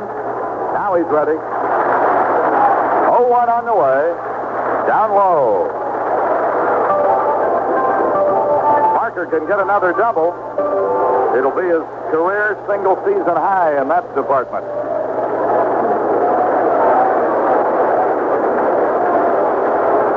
He has 44 doubles coming into tonight. A ball and a strike with 2 down and nobody on. Rogers leaning forward and delivers. Off speed. He hung the breaking ball up. He's just as glad it was up there, not a foot lower. That's a dangerous pitch.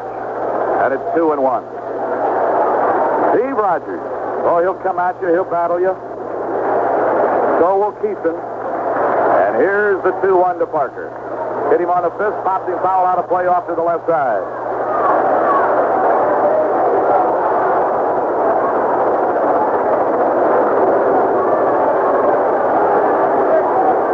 So the Pittsburgh Pirates and the Montreal Expos didn't turn out the way the predictors said it would be. It should have been the Pirates and Phillies battling to the wire. Phillies dropped by the wayside back around Labor Day. Here's the 2-2. There's a line drive out into right center field. It's going to drop. It's up against the fence. He's going into second with a new career high in doubles.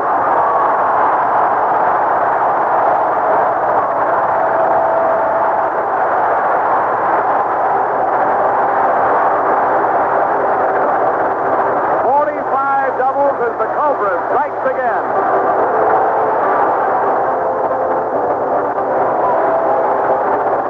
That makes Parker 2 for 2 in the game, a single and a double, and brings up Willie Stargell, who is called out on strikes in the front end of a double play in the first inning. And this is the big guy who gave us a lift twice last night. 2-run homer early, another homer later.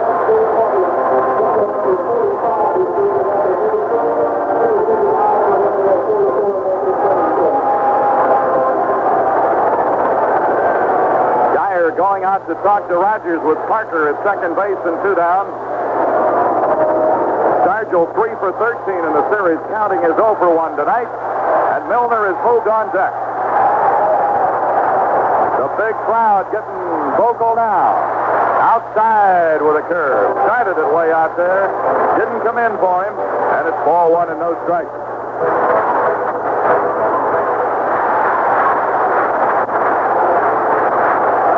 The ever-present chant of "Let's go Bucs" evident here.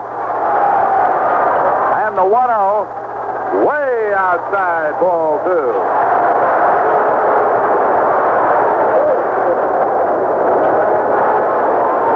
Yet another left-hand batter on deck, Milner. After Moreno struck out and Foley bounced to second. Now they're going to put him on here after falling behind 2-0.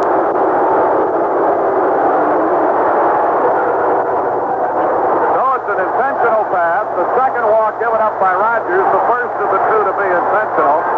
Now let's see if John Milner can make him pay a price for that strategy.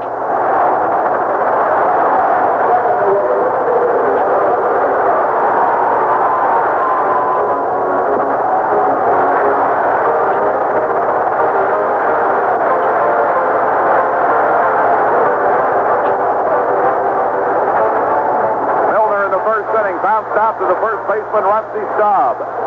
Parker's at second, Stargell at first with 2 away. We've had some activity in every inning. Pirates in front in a 1-0 game. Rogers looks back, delivers to Milner. High on the shoulders, ball 1.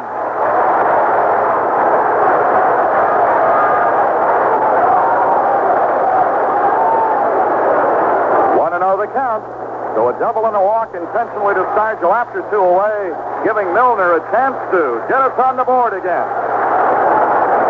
Rogers to the belt, looks back, kicks and delivers. Outside, 2 balls, no strikes. Madlock on deck. This crowd won't stay quiet for an instant. They're right on top of this game.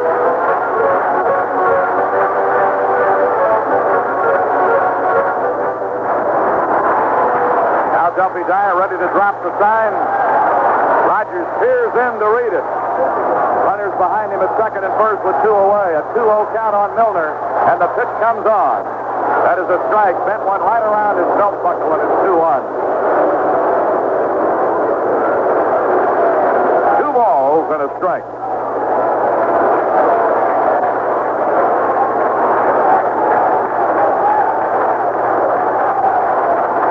Left-hand batter against the right-hand pitcher.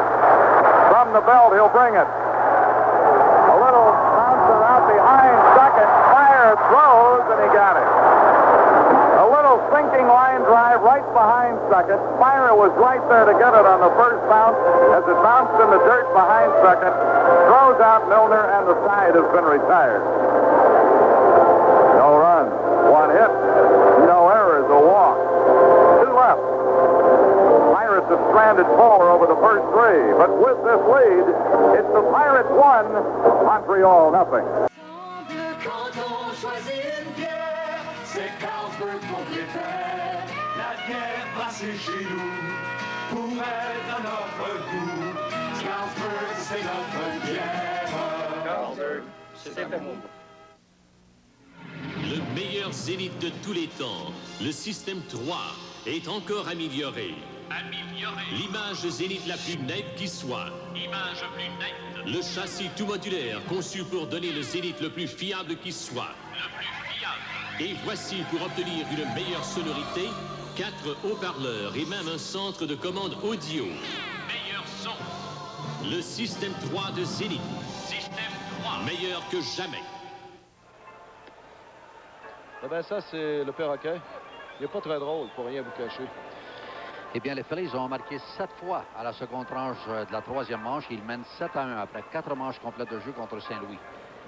Et à Atlanta, les Braves ont marqué 2 fois à la deuxième manche. Bruce Kison still with that one-run lead in a 1-0 game has this total board behind him as he warms up for the fourth inning against Staub, Valentine, and Parrish. It's the Pirates 1-5-0. RBI Foley Moreno scored the run in the opening inning. Montreal scoreless on 3 hits and no errors. Their pitcher is Rogers.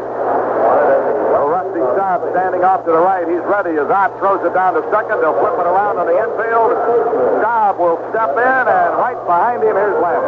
And a very pleasant good evening, everyone. Well, here it is. This ball game jam-packed to the rafters at Three Rivers Stadium in a 1-0 ball game. These two clubs have played so many 1 and 2 and 3-run games all year long. Now Rusty Staub leading off the fourth.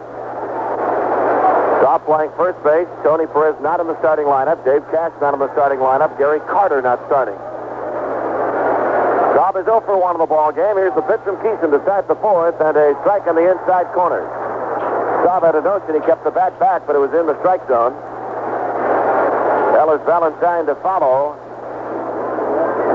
And then Larry Parrish. Staub batting .259 in the year. Takes the strike, and it's 0-2. First 2 innings, the Expos were doing a lot of first and second ball hitting.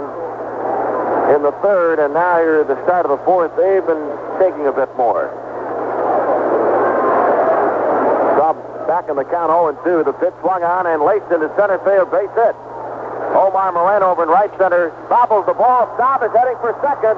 Here's the throw, and it is not in time. Rusty Staub is in safely at second base. It'll go as a single for Rusty Staub, and an error charged on Omar Moreno. First 3 games of this series, Pirates did not commit an error. The Expos committed 8. Here's right fielder Ellis Valentine.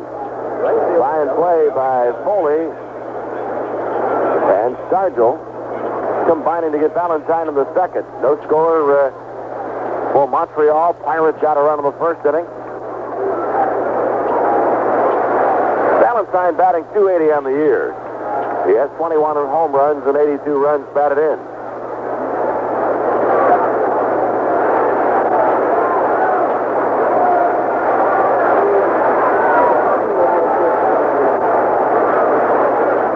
Ready. Here's the pitch to Valentine, and that's in for a strike with a breaking pitch.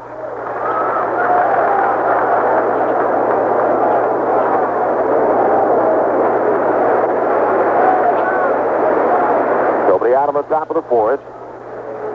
Kison's 1 strike pitch swung on and fouled away. So the second straight hitter. Bruce has been out in front of 0-2.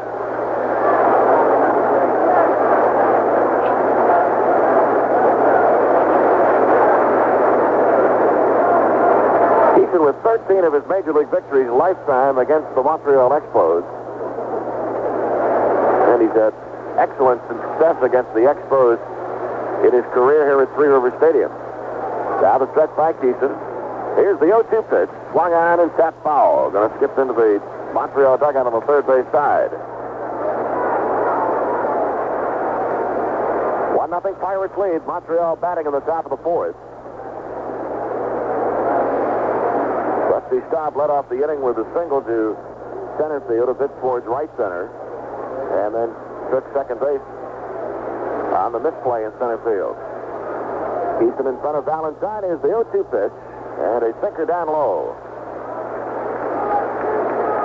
Eric Gregg is the home plate umpire. He's one of the umpires in the National League that's gone to that special flap that he wears underneath the mask to protect the throat, Adam's apple area. Base umpires, Doug Harvey's at first, Andy Olson at second, and Frank Pulley is the umpire at third. That's the crew working tonight's ball game. Here's a stretch by Kison, the 1-2 pitch. And it's down low. Valentine had a notion. They check with first base umpire Doug Harvey, but it'll stand as a ball, and it's 2-2.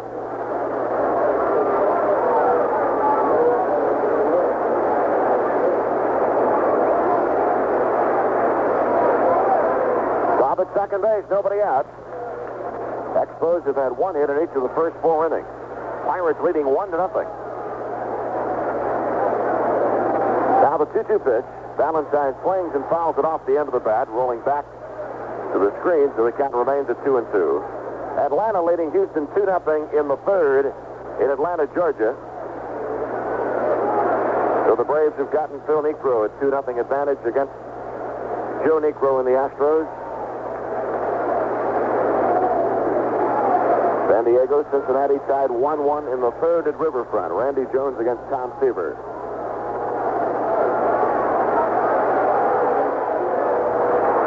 Here's the stretch of the 2-2 pitch, swung on a ground ball to third. Madlock plays it on the short hop, fires the Stargell. Valentine is out, and one away in the fourth. Fine play by Bill Madlock.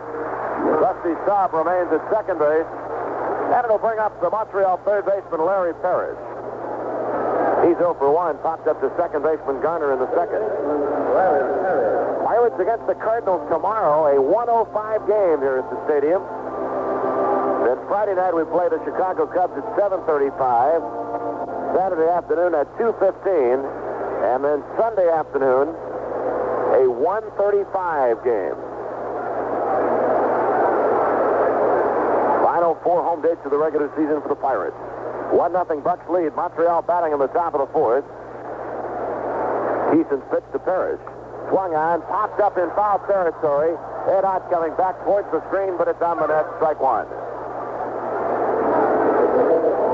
I understand that the reason that they pushed back the Sunday game is that network is thinking about picking up the Sunday ball game.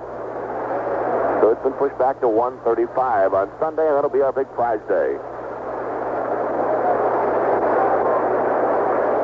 33rd annual prize day with over $45,000 worth of prizes to be given away. No balls and a strike on Parrish. Here's the stretch by Kison. The one strike pitch, a swing and a miss. Ran the fastball up and in. First straight hitter in the inning that Kison's been in front of 0-2.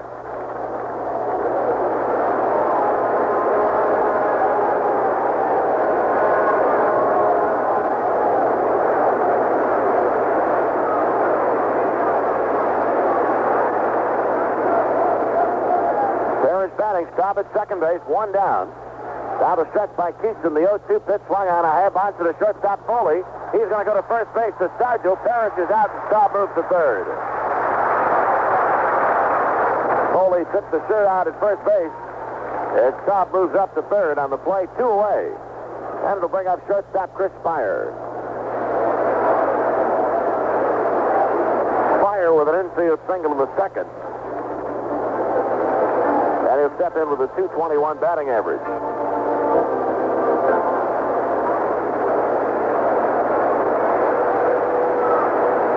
Duffy Dyer's on deck. Gary Carter missing the last 2 starts for the Expos. He jammed his right thumb. Had it pushed back the other day trying to make a tag on Alberto Lois. Really puffed up. Jammed the thumb, and there's much discoloration there of the thumb area. Gary Carter not in the starting lineup for the second straight day. Kison's pitch to Spire is inside, ball one. Philadelphia Phillies leading the St. Louis Cardinals 7-1 in the 5th inning. Tim McCarver had a 3-run homer in the 3rd for Philadelphia. This afternoon, the Mets beat the Cubs 8-3. Tom Houseman, the winner, Donnie Moore, the loser, and Richie Hebner had a home run for the losing Mets.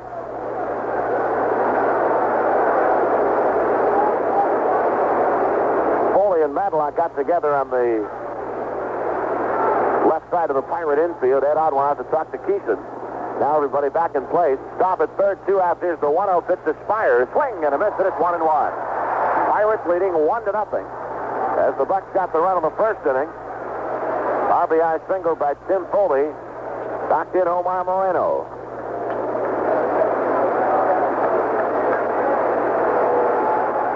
Here's the 1-1 pitch. Spire pops it up. Left side of the infield. Shortstop Foley calling for it, and he has it. Expos are gone in the 4th inning. No runs. 1 hit, 1 Pirate error, and after 3.5 innings to play, Pirates won, and the Expos nothing. Il y a un moyen bien simple de mettre de l'argent de côté. C'est d'acheter des obligations d'épargne du Canada par le mode d'épargne sur le salaire. À chaque paye, on retient une petite somme. Et avec le temps, sans vous en rendre compte, vous accumulez un bon montant.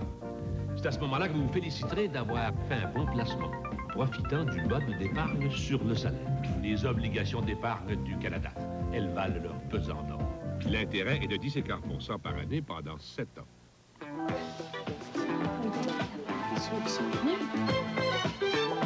Merci. C'est une soirée qui commence. Ben oui.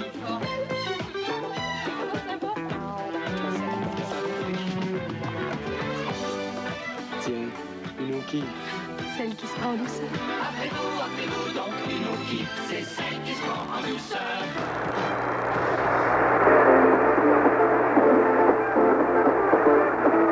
Getting ready. Bottom of the fourth inning coming up. And the Pirate turn is out flying the flag of the Jolly Roger. He's been out to the tune of the theme music from the motion picture Rocky, and the Parrot charged on the field after the Pirates got the final out against the Expos in the top of the fourth inning. 1-0 Pirates lead in the bottom of the fourth. It'll be Bill Madlock, followed by Ed Ott, and then Phil Garner. 1-0 Bucs lead against Steve Rogers and the Montreal Expos. Similar type pitchers working here tonight, both sinker ball pitchers. Bill Madlock stepping in. He's hit safely in 11 of his last 12 games as he doubled down the left field line in the second.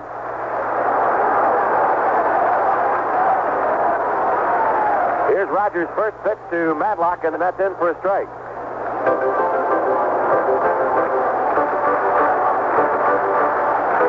Jam-packed at Three Rivers Stadium for this final game of the series against the Expos. Pitch to Madlock, and it misses. It's 1-1.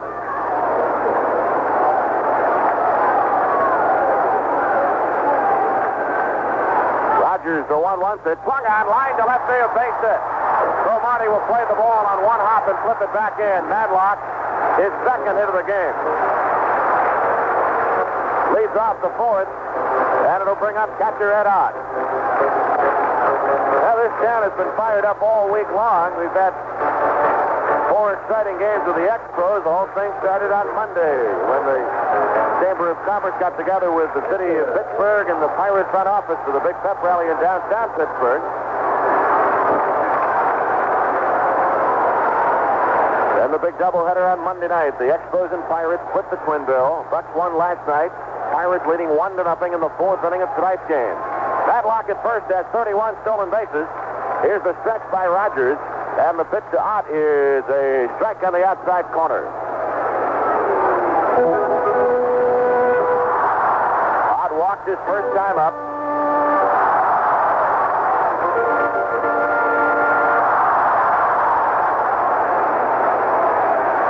The stretch by Rogers, check of the runner at first base, 1 strike pitch, swing, and a foul ball.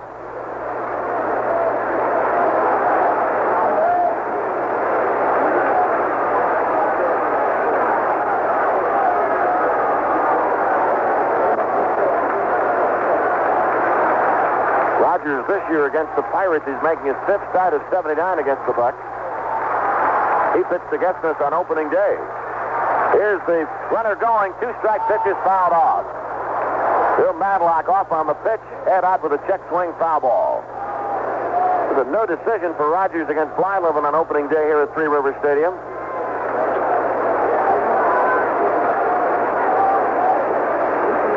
Rogers beat the Pirates in Montreal on May 23rd, beat us on July the 29th in Montreal. And then on September the 17th in Montreal, Rogers lost to Don Robinson. Madlock at first base. Here's the stretch. The runner not going. 2 strike pitches outside. Pirates with 6 hits in the game. Madlock and Parker with 2 apiece. Moreno and Foley had hits in the first inning, and that combination accounted for our opening run. Pirates leading 1-0.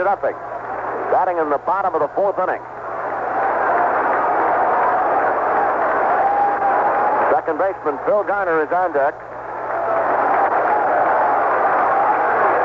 All right, here's the stretch by Rogers. Lots off to first base. Madlock is back safely.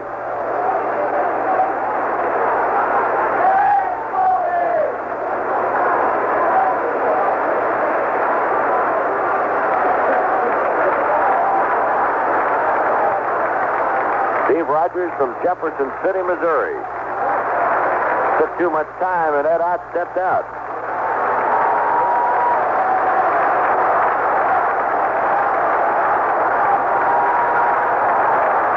All right, now they're ready. 1-2 pitch. Swing and a miss, struck him out. Tried to hold up on a fastball up high. Strikeout for Rogers, his third. One away, and the Pirates fourth, and the batter is second baseman Phil Garner. Stops into a double play in the second.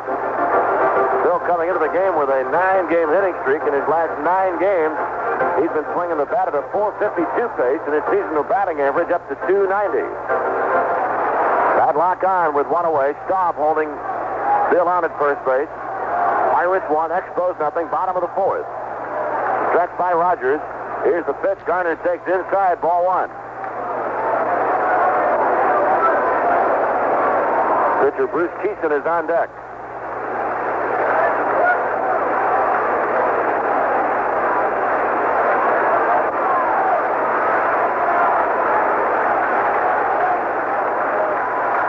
Right-hander against right-hander.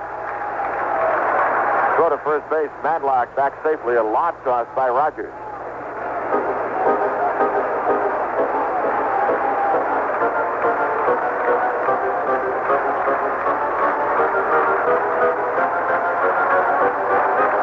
Ready again. The right-hander comes set to the belt. Check of Madlock at first. Throws that way, and Bill gets back in time.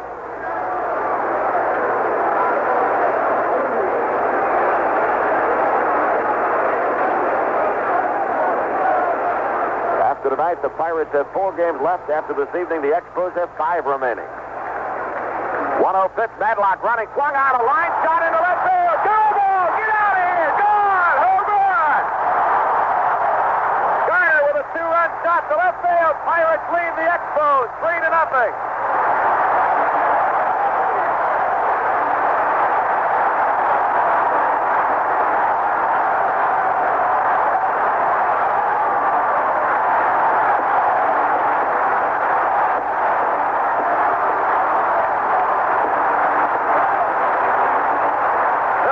Jumping on a 1-0 pitch. Madlock was running, and a line drive home run over the wall in left field. Garner gets his 11th home run of the year. And the Pirates take a 3-0 lead over the Expos in the bottom of the fourth. Nobody on, one away. The batter Kison, the crowd standing. They want Garner to come back out, and there he is.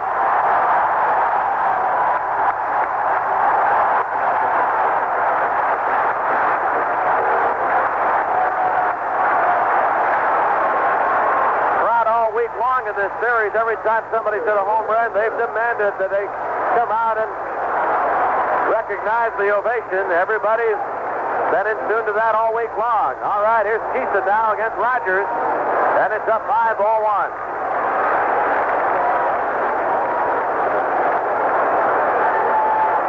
Garner's 6th hit in the series. 1-0 pitch, swing and a miss, and it's 1-1.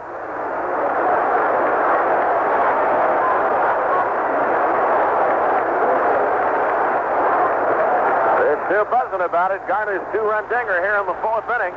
Pirates in front 3-0. 1-1 pitch. Bouncer foul, third base side. Clutch Kison to the batter's box as well. 1 ball and 2 strikes. Garner's 11th home run of the year. Hit his 10th back on September the 5th against John Denny.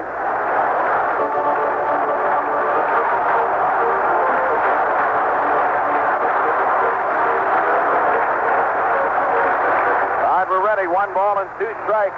Here's the pitch. Strike 3 called. Breaking pitch. Kison caught looking. Rogers gets his 4th strikeout. 2 away in the inning. And we'll go to the top of the batting order at Omar Moreno. 3-0. Pirates lead. The Garner home run might have been a shot heard around the world. Well, I'd say it was smoked. He peppered it hard and long, and it jumped out so Marty, the left fielder, hardly moved. And with this packed crowd at Three Rivers Stadium,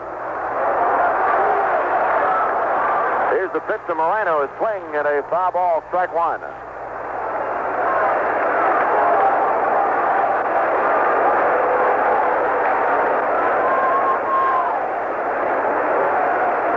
Omar 1 for 2 in the ball game. He set up our first run when he started the first inning with a single, swiped second, went to third on a wild pitch, and scored on a Foley single.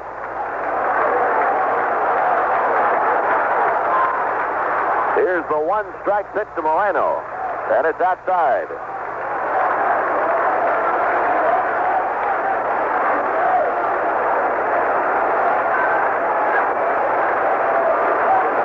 Nobody on, 2 down, bottom of the fourth. Here's the 1-1 pitch, and it's outside. Expos had Sam Boxon up in the first inning, and he is warming up again here in inning number 4.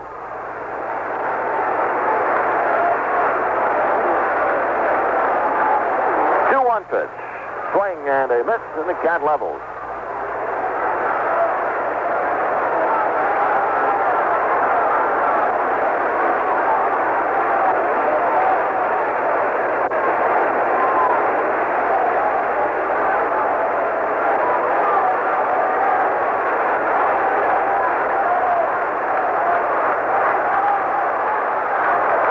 On, 2 down. Pirates have scored a pair here in the fourth. Here's the 2-2 pitch. Swung on. A bounce to the mound. Rogers has it. He'll lob it to Staub at first base. Pirates are retired in the fourth. However, the Bucs get 2 runs on 2 hits. A 2-run homer by Phil Garner, his 11th of the year. And after 4 innings of play, it's Buccos 3 and Montreal nothing.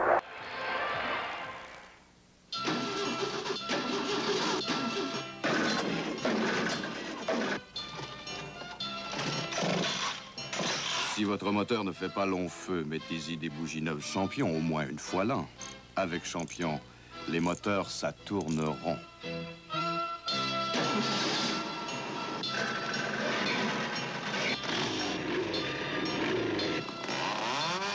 Démarrez en Champion. Mettez-y des bougies Champion.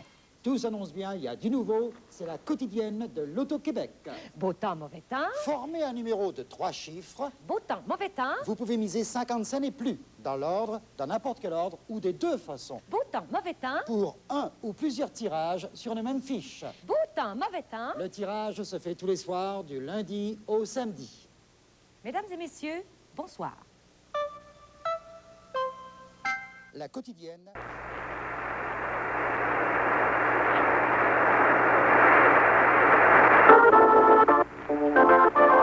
Ready for the 5th, and before we say the action of the 5th inning with the Pirates leading 3-0 over Montreal, we'll pause for station identification. It's great to have you with us on the Pirates Baseball Network. This is the American Forces Radio and Television Service.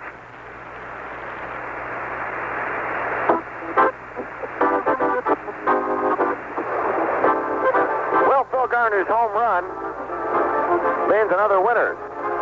Along the Pirate Network, congratulations to Kenny Robertson of Wheeling.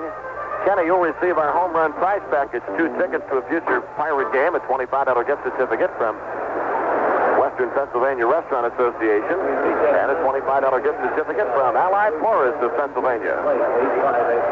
Kenny Robertson of Wheeling, West Virginia, our latest winner. We've had 145 winners on the year. Duffy Dyer will lead off the 5th for Montreal. Kison with a 3-0 lead. Dyer is 0 for 1. He struck out on the 2nd.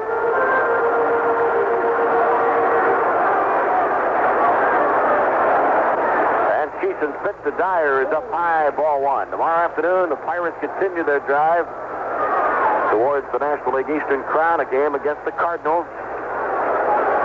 It's the Dyer in for a strike. Game time tomorrow, 1:05, and it's Buck Day. All tickets will be discounted $1.50.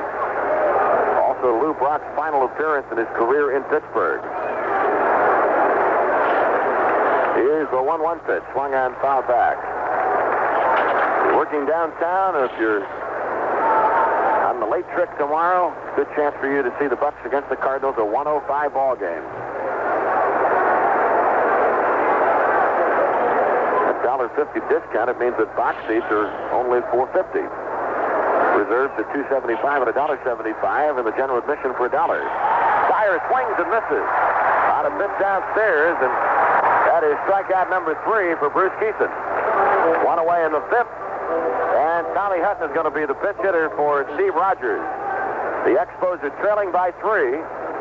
We're in the 5th inning, so Rogers is lifted for the pinch hitter. Steve Rogers worked the first 4. He gave up 7 hits, including the homer to Garner.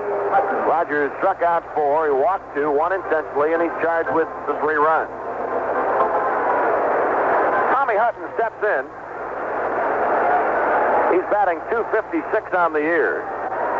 1 home run, 13 runs batted in, and the first pitch from Kison in for a strike.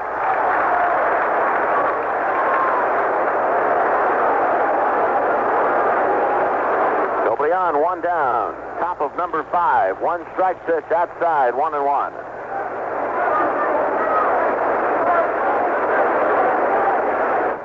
Expos this year have been very proud of their bench. They've called it the Putt Squad, and Tommy Hutton came up with that name. They felt it was an underrated bench. Pitches outside, and it's 2-1. Hutton batting. Cromartie is on deck. Here's the 2-1 pitch. A bouncer to third. Came off the end of the bat. Madlock has it. Fires to Stargell. Hutton is out 2 away. So the rubber band man, Bruce Kison, quickly takes care of the first 2 outs. And Warren Cromartie will be the batter. Cromartie is 0 for 2. He'll step in with a .275 batting average. Left fielder, Warren Cromartie.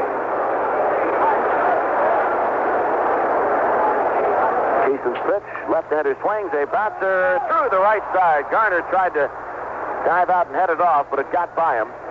So Cromartie gets hit number 5 for the Expos. They've had a single hit in each of the first 5 innings. Cromartie on with 2 down. Pirates leading 3-0 as the Bucs went in front 1-0 in the first on Tim Foley's single that drove Omar Moreno in. And then in the 4th inning with Madlock on, Phil Garner's line drive home run. Time is called. Phil Garner comes in to talk with the second base umpire, Andy Olson, for a second. And Phil might have had the wind knocked out of himself a little bit there. He jarred as he slammed the body down to the artificial surface trying to make the stop on the ground ball. Cromartie at first base has 6 stolen bases. Here's the pitch to Scott, and he takes inside ball 1. So the Expos change their lineup a bit tonight. They've got Scott playing at second base, rather, and batting in the number 2 spot. Dave Cash not in their starting lineup. Here's the 1-0 pitch. Swung on, line to center, base hit. Up over the head of Kison. Moreno in center plays it and flips it back in. Cromartie stops at second. Scott gets his second hit of the game. So 2 on, 2 down. It'll bring up center fielder Andre Dawson.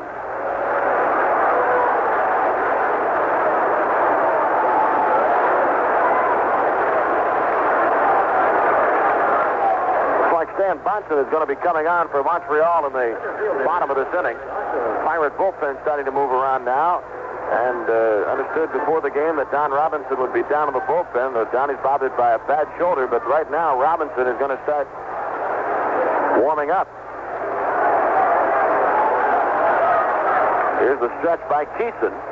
And the pitch to Dawson is a strike. But one of the things that Chuck has to consider, too, Enrique Romo pitched 4 innings last night. 4 near-perfect relief innings, and Enrique is warming up alongside of Robinson right now in the bullpen. We got Jacoby a night off last night after Teague appeared in both games of a doubleheader Monday. 2 on, 2 outs. 1 strike pitch is fouled off. Going to roll into our dugout. So Buster's out in front of Andre Dawson. No balls and 2 strikes. Pirates 3 runs on 7 hits. Expos no runs on 6 hits.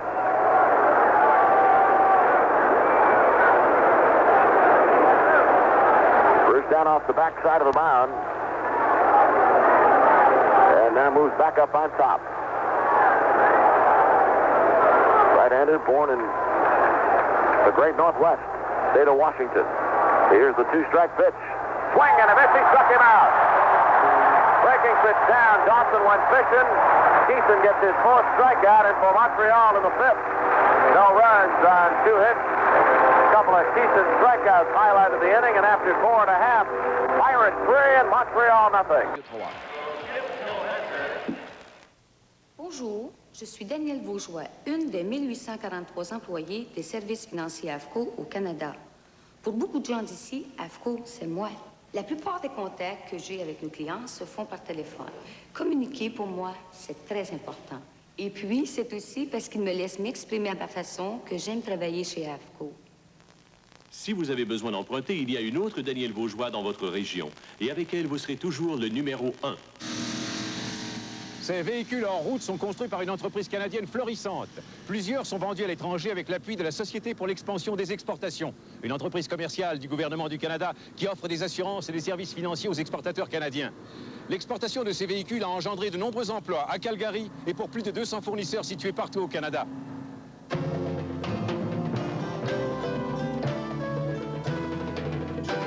La SEE aide à créer des emplois.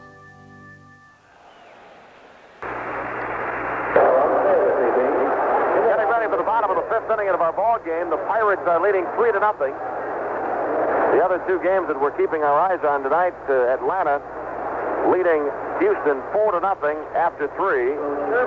Joe Niekro against Phil Niekro. And San Diego has taken a 2-1 lead over Cincinnati, fourth inning at Riverfront.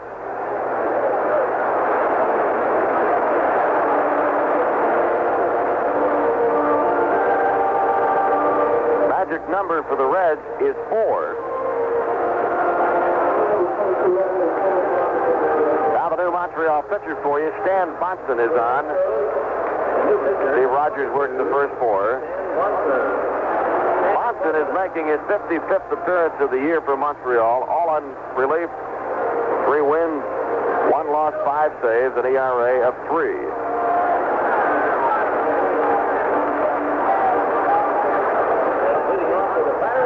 With no record against the Pirates in 79. Tim Foley will lead off. Foley 1 for 2, had an RBI single in the first inning. That was our opening run, and we got 2 off the Garner home run in the fourth to lead 3-0.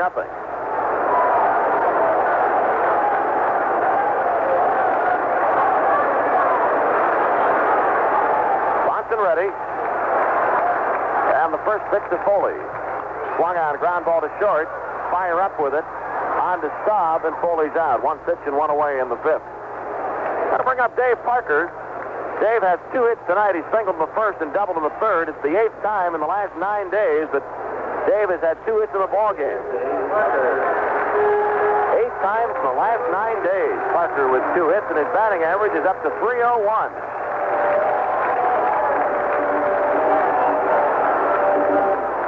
Curious, when we were in Montreal last week, was at .294, so his batting average has jumped 7 points, a little over a week. Nobody on, 1 down, 3-0 Pirates lead. 5th inning, Parker swings and bounces it foul, strike 1. By the way, Don Robinson still loosening in our bullpen down the left side. Donnie's the kind of pitcher that once you start him warming up, you might as well let him get his work in. Not the kind of pitcher you want to have warm up, sit down, warm up, sit down. Not with the arm problem. Bonson ready with a 1-strike pitch to Parker. And it's down low.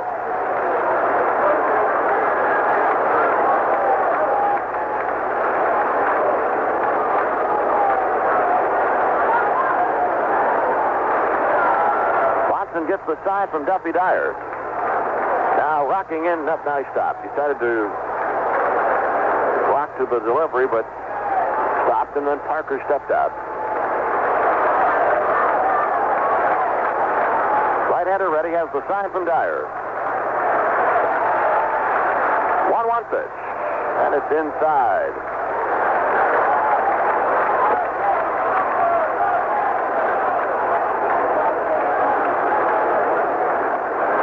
Really having quite a series. He is 7 for 15 in this 4-game set with the Expos. Now the 2-1 pitch. Swung on and fouled off to the left, out of play. Boy, this is a big ball game. You can tell, of course, from the full house here at Three Rivers Stadium, and it's being covered all across the country. Matter of fact, the Pirates using the porch area down this third base line up on the 400 level for extra members of the media. Jam-packed normal press box off to our right. And up on the top side, there are about 4 or 5 broadcast crews in addition to what you're hearing along the Pirate Network. 2-2 pitch, swung on and bounced off. So it's still 2-2 on Parker. Nobody on, 1 down. Last half of the 5th.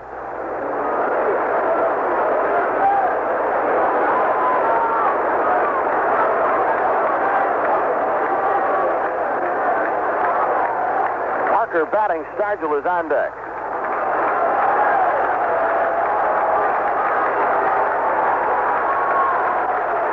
Boxen gets the sign. Here's the 2-2 pitch. Swung on and fouled off. Caught Parker in the batter's box.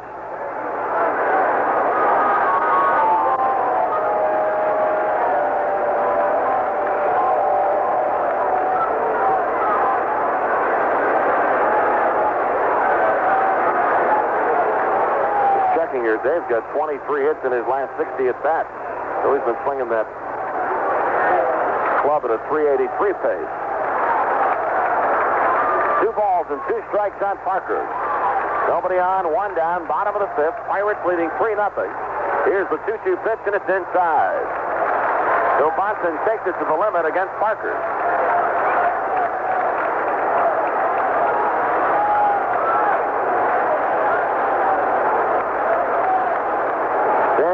Now makes his home down in Florida. Picked up from Oakland in May of '77. Ready with a payoff pitch. Ball 4, walked him.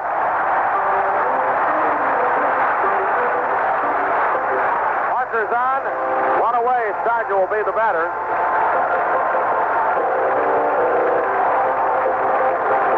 Willie will step in 0 for 1. He was walked intentionally in the 3rd.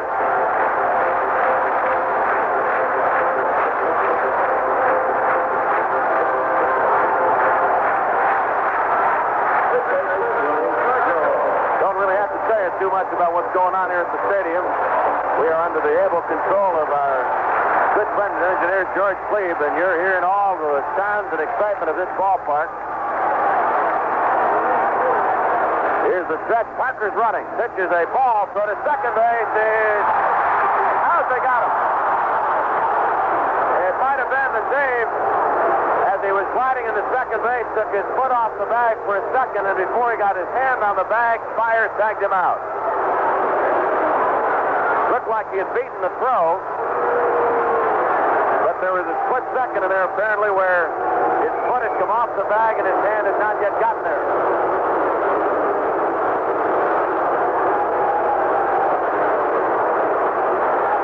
Parker not happy with a call by Andy Olson, had a comment to make and then walked away. 2 away.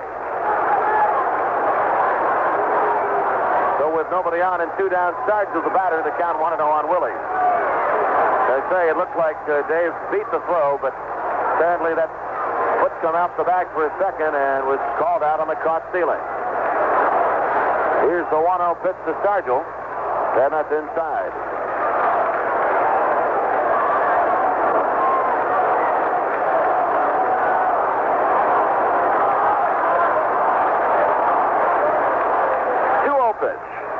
Foul back.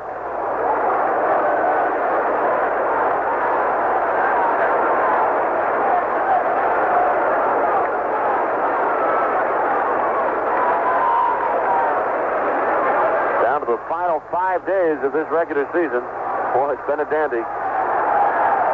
Here's the 2-1 pitch. 3-1.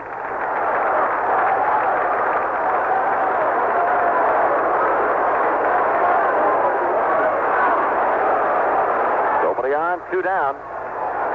Pirates got a run in the 1st, got a 2-run homer from Garner in the 4th. Off-speed pitch is in for a strike, so it's a full count.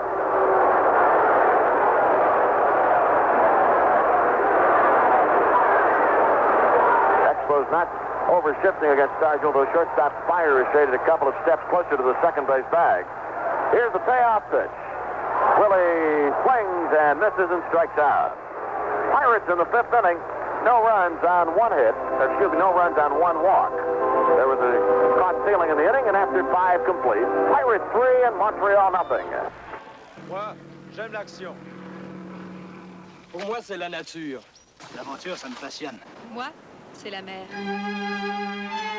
Nous sommes différents. Pourtant, on se ressemble. Quand on choisit une bière, c'est Carlsberg qu'on préfère. La bière brassée chez nous, pour être à notre goût. Carlsberg, c'est notre bière. Carlsberg, c'est à mon goût. Enfin, j'ai déniché l'endroit idéal pour l'entretien de ma voiture, juste ici, au centre de l'auto Sears. Roger en prend bien soin. Il fait justement la vidange d'huile toute saison, à un prix imbattable. Il installe aussi un nouveau filtre, fait la lubrification et la vérification du niveau de l'huile pour plus de sécurité. Maintenant, pour mon auto, j'ai confiance à Sears. Un ami fiable. Pas vrai, Roger? Pour votre voiture, faites confiance au centre de l'auto Sears. Satisfaction ou remboursement. Ici, Radio-Canada. Well, Art McKennan is telling the folks here at the stadium about the 33rd annual Prize Day game against the Cubs this Sunday.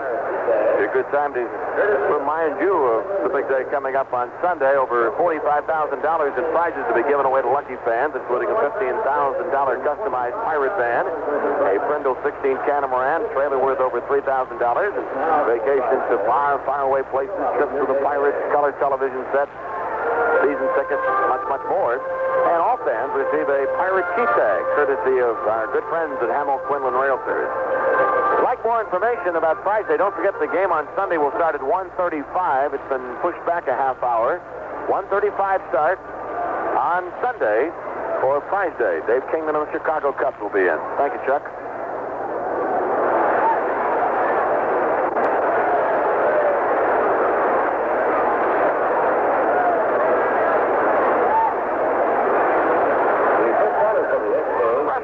Will lead off the sixth.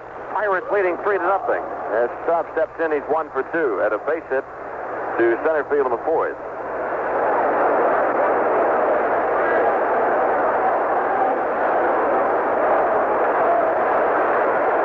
Atlanta leading Houston 4-0 in the bottom of the fourth.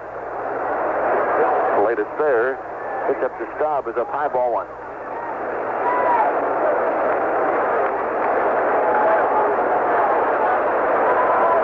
The 1-0 pitch. And down low. One of the few hitters that Kison's been behind the count 2-0. And in fact, I can't remember the last time he was. Pitcher's up high, now 3-0. Valentine to follow for Montreal and Larry Parrish. Here's the 3-0 pitch. And it's up high. Rusty Staub, who walked 4 times Monday night, gets a free pass here in the sixth, and it's the first walk issued by Kison. By not showing objects on the field. That goes for a favorite airplane, 2.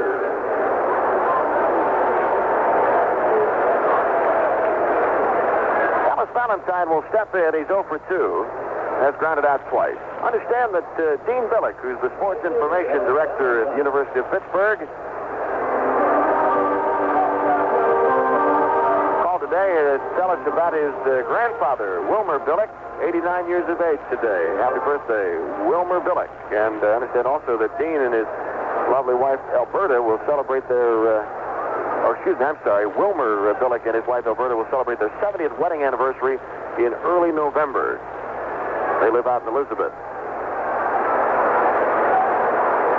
I looked at that quickly. I thought it was Dean and his wife that were celebrating, but I knew not a 70th. Here's the stretch of the pitch to Valentine. Ground ball left side. Shortstop Foley puts the Garner at second for 1 on the Stargell double play. Valentine with a roller on the left side of the Foley Garner Stargell combination. Erasing Staub and Valentine 2 away in the 6th inning. Pirates in front 3-0. That'll bring up third baseman Larry Parrish. He's 0 for 2.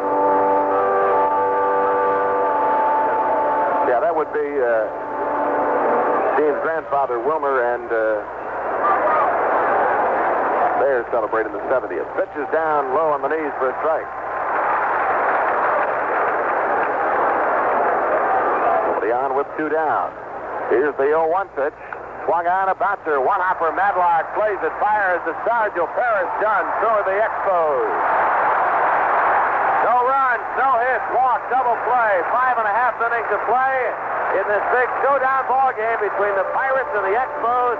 It's our Buccos 3, Montreal nothing. J'ai l'électronique, mon cher. Où ça? Ici. Et par correspondance. Par correspondance? Oh, tu me fais marcher. Fais les instruments, alors. J'ai suivi les cours par correspondance de l'Institut Écart. J'ai construit moi-même tous mes instruments. Puis me voilà heureux propriétaire d'un labo électronique. Par correspondance? Et ça marche? Mais la preuve, c'est que j'ai trouvé un emploi stable en électronique. Hey, ça m'intéresse. Parle-moi donc de tes cars.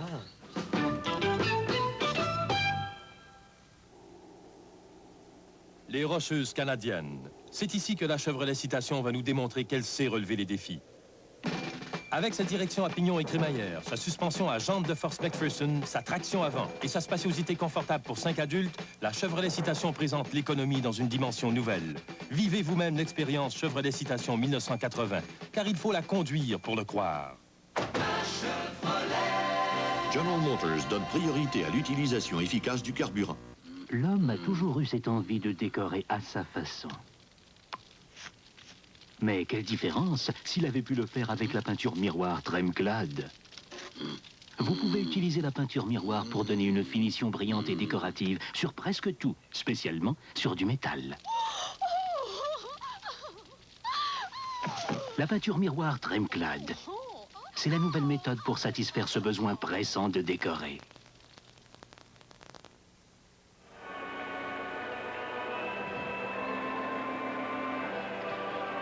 Seconde tranche de la 6e manche. On revoit ce double jeu. Ça fait mal au cœur, mais enfin, il faut le revoir. Ça fait partie du jeu. Hein. Foley, Garner. Oui, le lancer est au cœur du marbre à part ça. Très bien. Ce sont des... le destin. For the Expos, they fly to Montreal. They're scheduled to leave at midnight tonight. They'll play Atlanta, in Atlanta. Doubleheader tomorrow, and then they are home. The Expos are home against the Phillies over the weekend. John Milner leads off the bottom of the 6th, 3-0 Pirates lead, and Milner takes down low ball 1. Milner is 0 for 2, has grounded out twice. John with a .280 batting average. What a great year Milner's had. Here's the 1-0 pitch. Bouncing the dirt. Madlock is on deck, and then head on.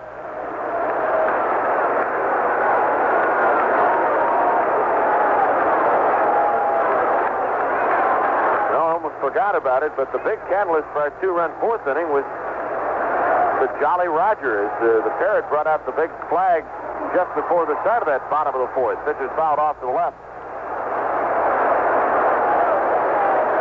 Well, everybody's got a special good luck charm. Apparently today it was the Jolly Roger that was paraded the skull and crossbones on the field by the Parrot. With the catalyst for that big 2-run homer by Garner. Pitch to Milner is up high. 3-1. Still a lot of time in this ball game, but Pirates right now, pretty good position. Kison pitching well. Bonson pitching for the Expos. He came on in the 5th. He's working his 2nd inning of relief. Here's the 3-1 pitch, and he walks Milner. Second walk issued by Bonson. Milner's going to be lifted for the pinch runner, Matt Alexander.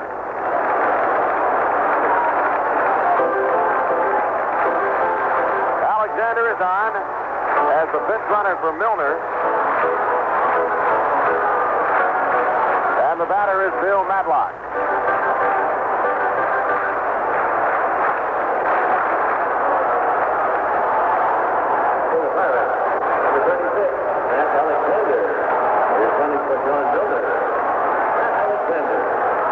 Double to the 2nd, singled, and was on base when Garner hit his home run in the 4th.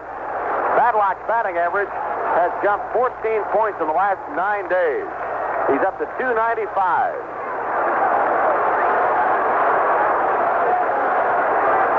the stretch by Bonson. Alexander running at the ball. Throw to second base, off target. And Madlock is in safely. Alexander's in safely with a stolen base. Matt Alexander with his 12th stolen base of the year.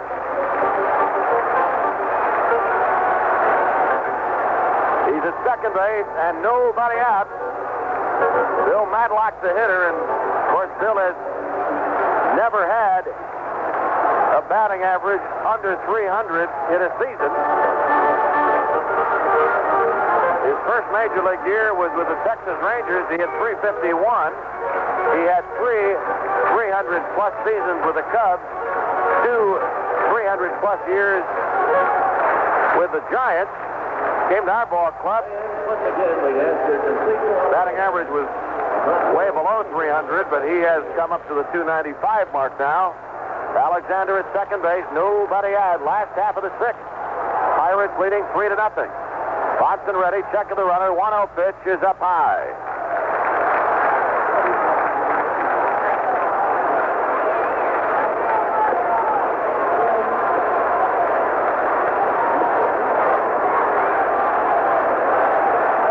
Head out is on deck. Montreal bullpen working. Bonson ready. And the 2-0 pitch. 3-0. Left-hander Woody Fryman and right-hander Bill Atkinson throwing in the Montreal bullpen.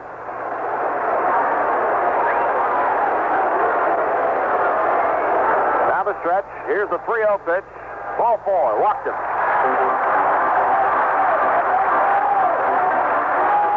Back-to-back walks to Milner and Madlock. Pirates have 2 on with nobody out. Alexander is the runner at second base. Ed Ott will be the batter. Duffy Dyer off to the mound. Chris Fire coming in. They'll double-check their play just in case Ed Ott drops the bunt down.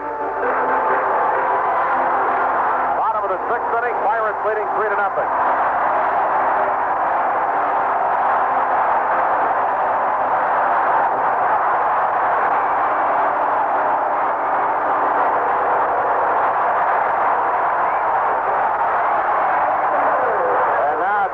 Called. Dick Williams on his way to the mound. He was calling for time.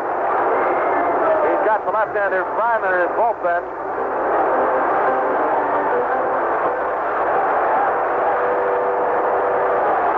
Williams goes to the mound. Pirates have 2 on and nobody out here in the last of the 6th. And Williams is going to go to his bullpen. Bonson worked 1+ inning. 1 strikeout. He walked 3. And it looks like it's going to be the right-hander Bill Atkinson coming on.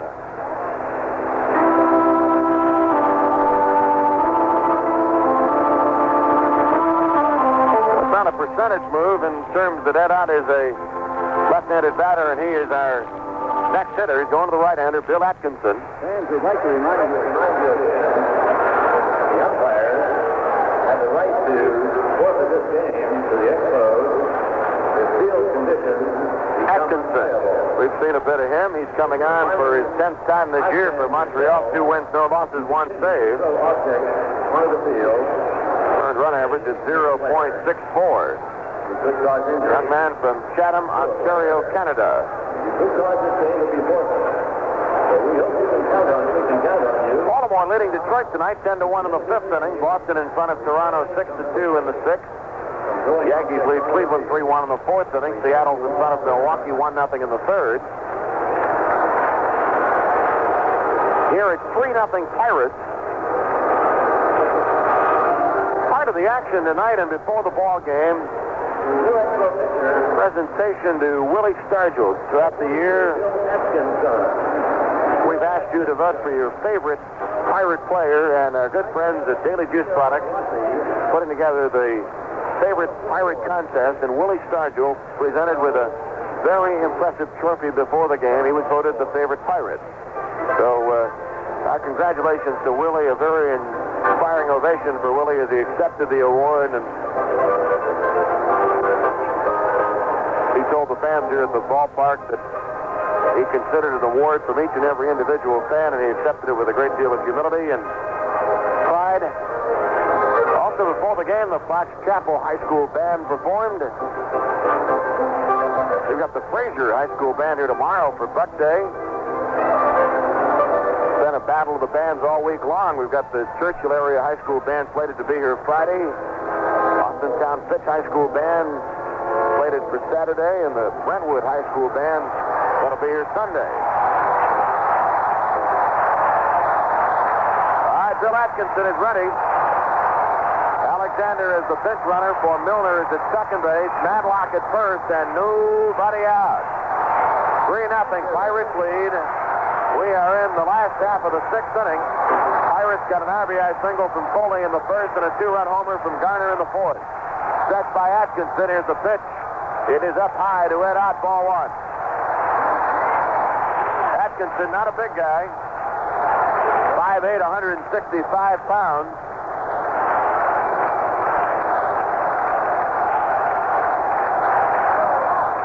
Here's the 1-0 pitch. Swing and a miss. Took something off of it.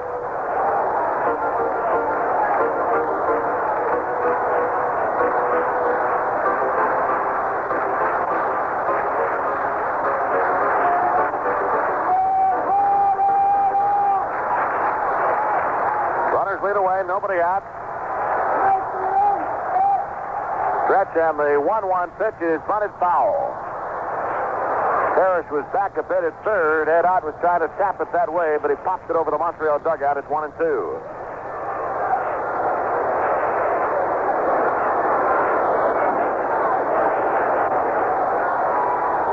Ed Ott batting .271 on the year.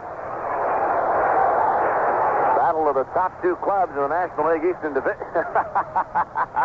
There's a bug flying around Ed Ott's head, and Eric Gregg came up and swept him on the back of the batting helmet. All right, here we're ready now. 1-2 pitch.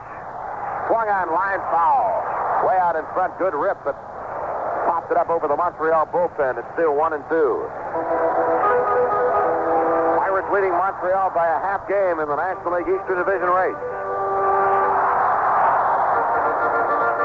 And the Pirates leading tonight 3-0. Atkinson ready, checking the runners. 1-2 pitch is high and outside. Two outstanding ball clubs. Last week it was in Montreal. The Pirates swept a 2-game set. This is game 4 of the current series here at Three Rivers. Pirates winning 2 of the first 3. Here's the 2-2 pitch. Swung on, a line shot down the left field line. Ball's going to drop in, back into the corner. Alexander on third. He scores. 4-0 Pirates. Matlock rounding third. Here's the relay from Spire to the plate. It is not in time. So to third. Ed Ott flies. He's in safely. Ball rolls away from third. And Ed Ott is in the third base. Pirates now lead 5-0 here in the bottom of the sixth inning. Ed Ott doubling into the left field corner. Driving in Alexander and Matlock, and then Ott to third on the throw. And also Sergeant Hare on the play. 5-0 Pittsburgh.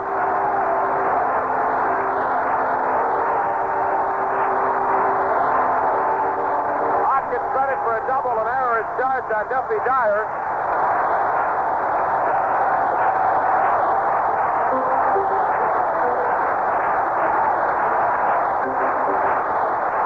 And with a runner at third, leading 5-0, there are still no outs.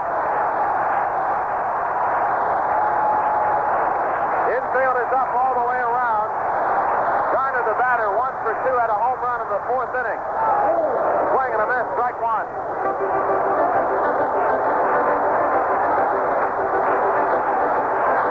Ed Ott had 3 RBIs in last night's game. He's gotten 2 tonight.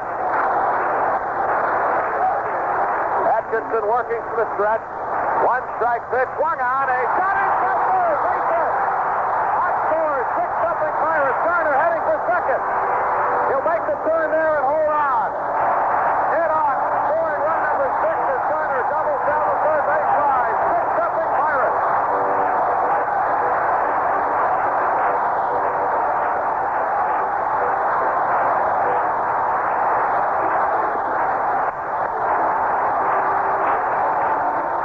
Garner gets his third RBI of the game.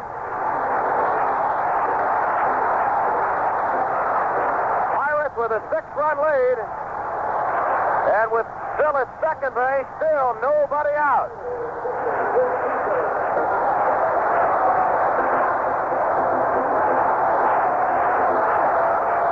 Kison, the batter.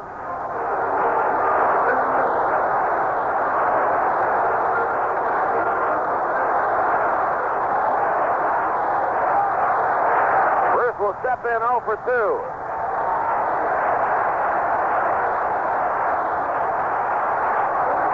Showdown battle with the Expos. The Pirates out in front 6-0. Atkinson pitch. Kison bunts it up on the screen. Strike one.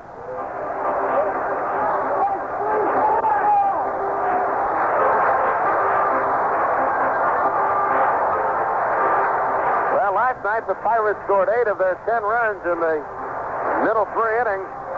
They've been equally impressive here. They've gotten 5 of their 6 runs in the middle 3. Got 2 in the 4th, 3 in the 6th, and still doing business.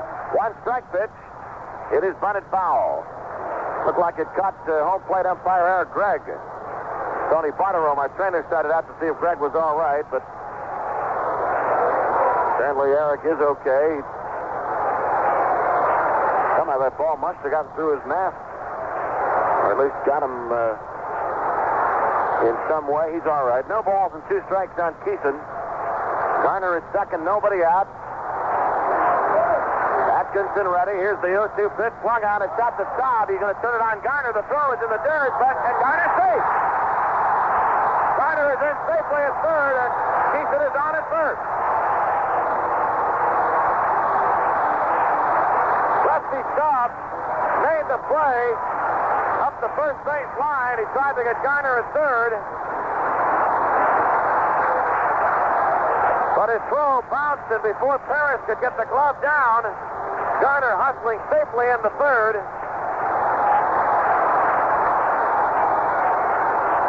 So on the fielder's choice, Garner to third, Kison to first, and Dick Williams on his way to the mound. Bill Atkinson faced 3 batters. He's given up back-to-back doubles to Ott and Garner.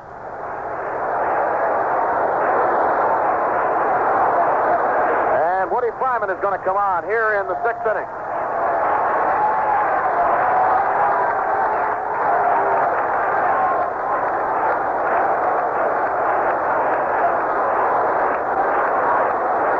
Dan Botson gave up back-to-back walks to Milner and Madlock. Alexander was a pinch runner for Milner, and then Ed Ott doubled into the left field corner, driving in Alexander and Madlock. Then Garner doubled inside the third base bag to drive in Ed Ott.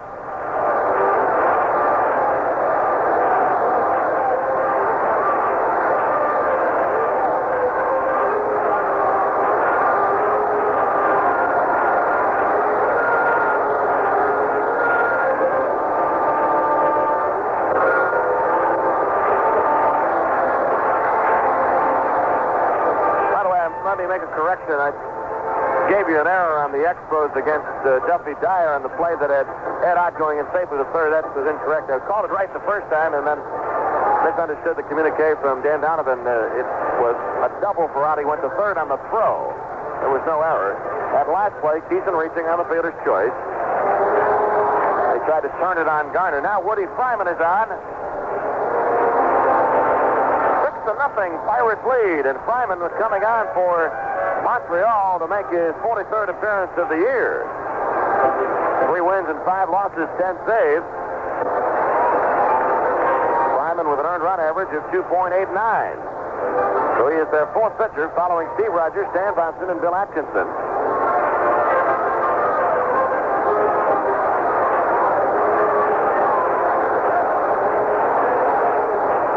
Ever since Garner's home run in the fourth, there's been a constant buzz through this place. If that's understandable, the way this thing has gone.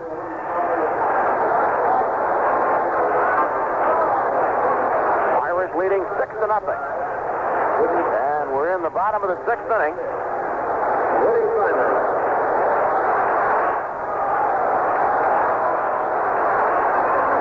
Keep in mind that with Garner at third and Kison at first, still nobody out.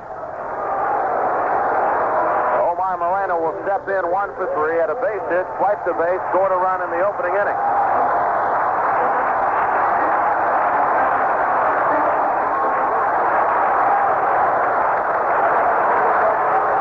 Infield is up all the way around. Simon ready. Here's the pitch to Moreno. And it's inside, ball 1.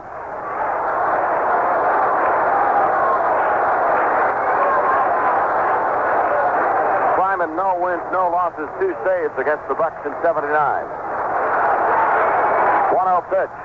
Swung on, base hit, center field. Garner scores. It's 7-0 Pittsburgh. Kison stops at second. Omar the third at first base, and he holds on. Gets his 68th RBI of the year. Pirates have scored 4 runs in the 6th inning and lead 7-0.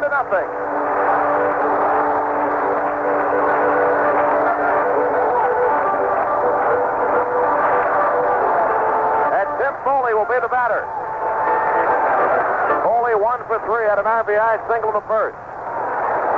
Tim in his last 14 games been swinging the bat at a .333 pace. Kison at second, Moreno at first, and still there are no outs. Foley is the 7th Pirate to bat in the inning. Here's the pitch. Ball is bunted out in front of the plate. Climbing off the hill, he'll turn and fire to Scott. On the sacrifice, Kison moves to third. And Moreno to second. The sack went 1-4. So that's the first out of the inning. Pirates leading 7-0. And the batter will be right fielder Dave Parker. Pirates getting the 7-0 lead for Bruce Kison.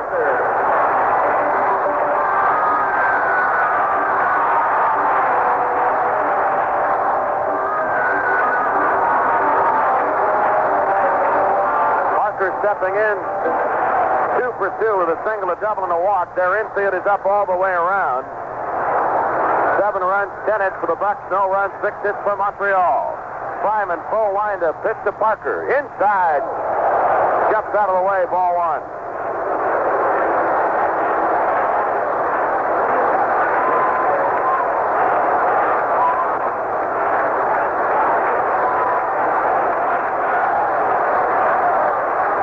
Now the 1-0 pitch. That's in for a strike. Dave not happy with the call.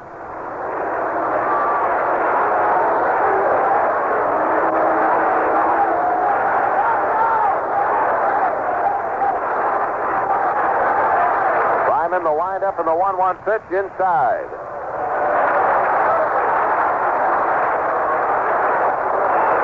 Pirates have scored 28 runs in this series so far.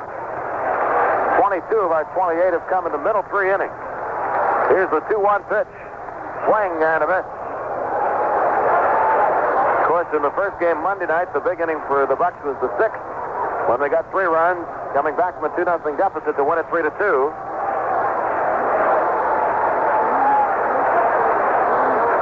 Last night, the Bucs got 3 in the 5th, 4 in the 6th. Here tonight, the Pirates getting 2 in the 4th and have scored 4 in the 6th inning. 2 on, 1 out, 2-2 pitch. Ground ball, second baseman Scott.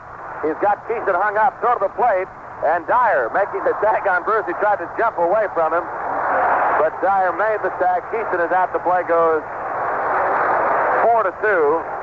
Kison is out. Moreno's at third, and Parker's at first.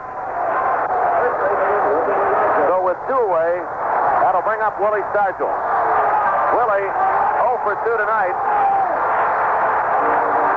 Stargell gotten a lot of standing ovations this week, and this one here in the 6th inning added to the list.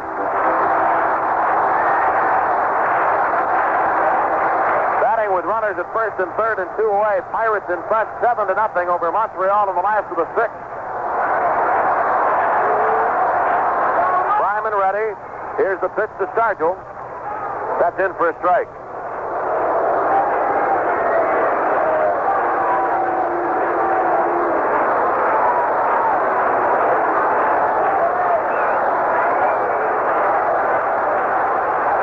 Stretch. Here's the 0-1 pitch. Outside, 1-1. Bill Robinson is on deck. Milner started the inning, and he walked. Gave way to the pinch runner, Matt Alexander. Bill Robinson's going to go into play left, and so he's on deck. 1-1 pitch. Swung on, popped up. Coming on, fire. Third baseman Parrish is there, and Parrish makes the play. Big Fire ran by the ball. Parrish makes the grab. The Pirates in the 6th inning get 4 runs. 3 hits, took advantage of a couple of walks in the inning after 6 innings of play in this big showdown battle with Montreal. It's our Buccos 7 and the Expos nothing.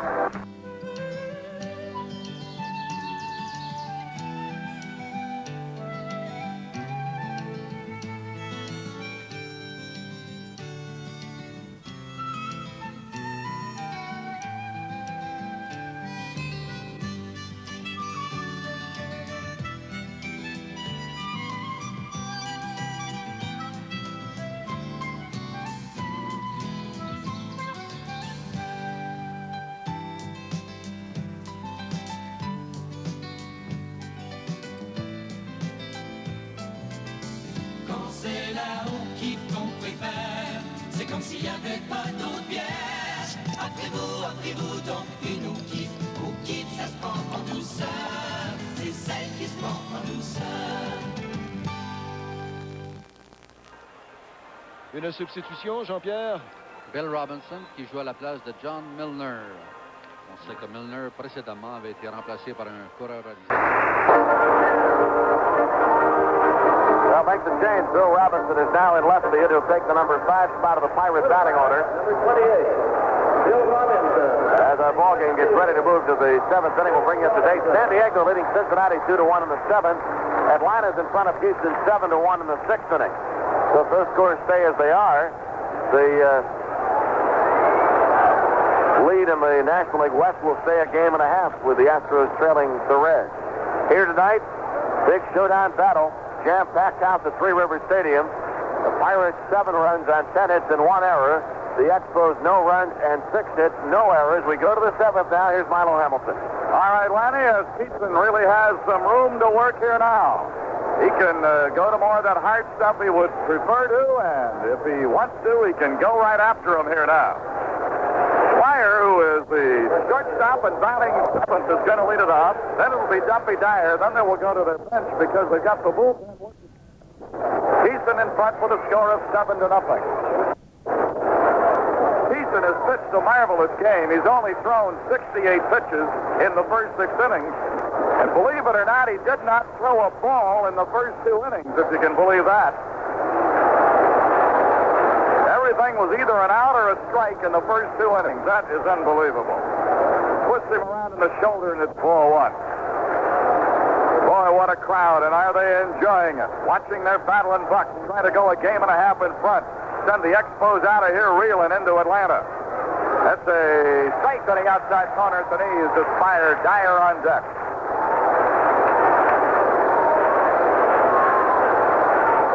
Myers had a single and a pop-up. And the pitch on the way. 2 tight on the letters. 2 balls and 1 strike. Fire a 220 hitter as he stands in. He's 1 for 6 in the series. Scott has had 2 hits for them. 1 each for Spire, Staub. There's a high drive. Deep left. Ballpark won't hold it. Home run. So Spire gets them on the board with a leadoff home run in the 7th inning off Kison. Kison's 12th Gopher ball of the year. shutout for 6. Now they get on the board with a Spire homer. And for Spire in the home run department, his 7th of the year, 25 runs batted in. It's his first against the Pirates. Bouncer foul down the third base side off the bat of Duffy Dyer. Pirates 7 runs, 10 hits. The Expos 1 run, 7 hits. Our bullpen is starting to stir.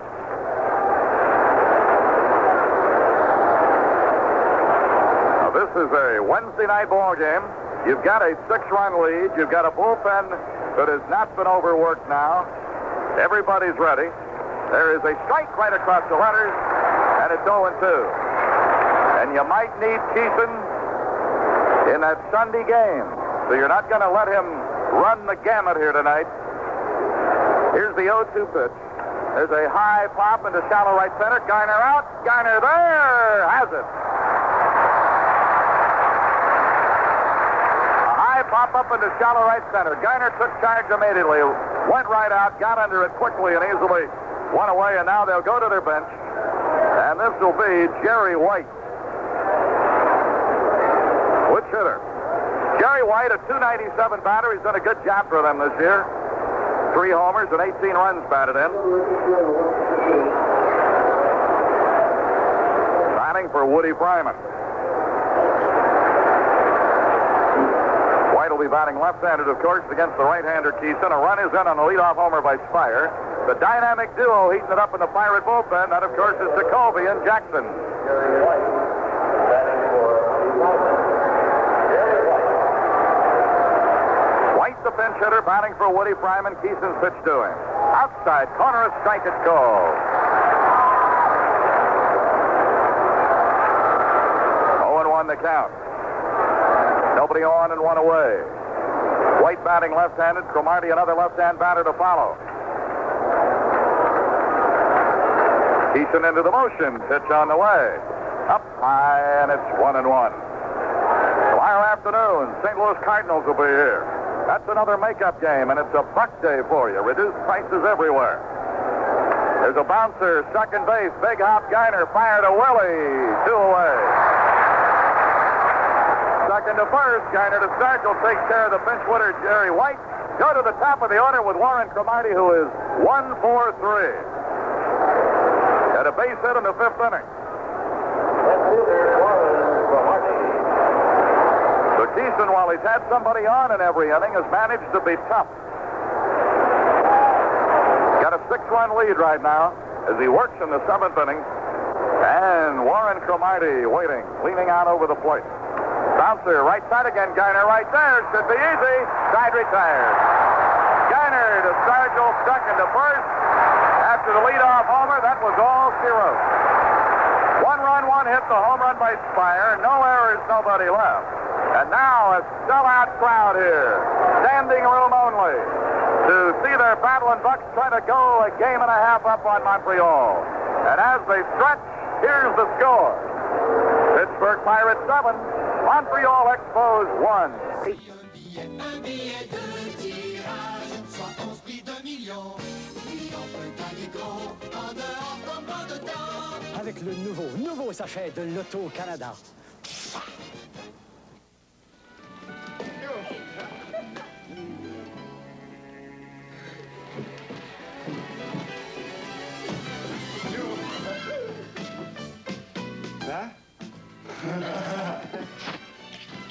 Ça fait donc du bien de revenir chez nous, de retrouver sa bière, prendre une bonne au kiff avec vous autres. C'est celle qui se prend en douceur. Offrez-vous donc une au kiff, c'est celle qui se prend en douceur.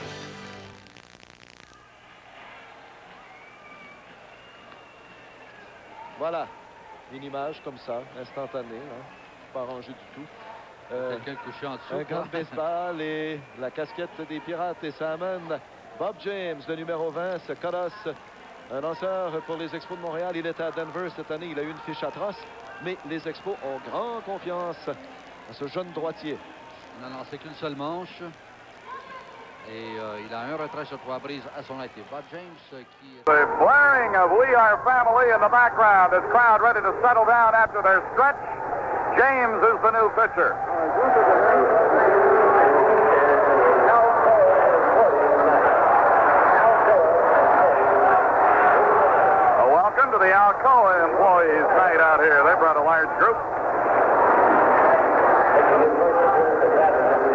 Robinson will be batting for the first time. He's their fifth pitcher, Bob James, on in relief to face Bill Robinson. Inside above the knees, and it's ball one. We're getting a break in just as soon as we can. Here's the pitch to Robbie. Fouled it off up to the right. Here'd be a good spot right now. The battle in Bucs in Montreal at Pittsburgh on the Pirates Baseball Network. This is the American Forces Radio and Television Service.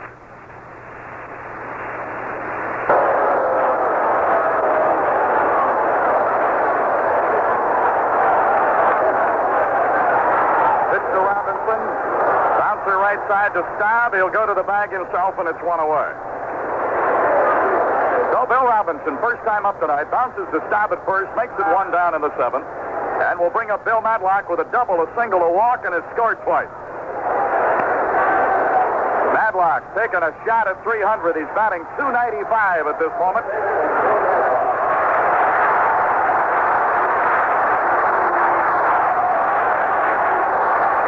A big right-hander bringing it up to him, and a breaking ball down and away. And our good friends from Johnstown down tonight celebrating an anniversary, George and Millie Salem. Good friend and business associate of Captain Willie Stargell, and George and Millie don't miss many. Best wishes on their 31st wedding anniversary. 2 balls and no strikes.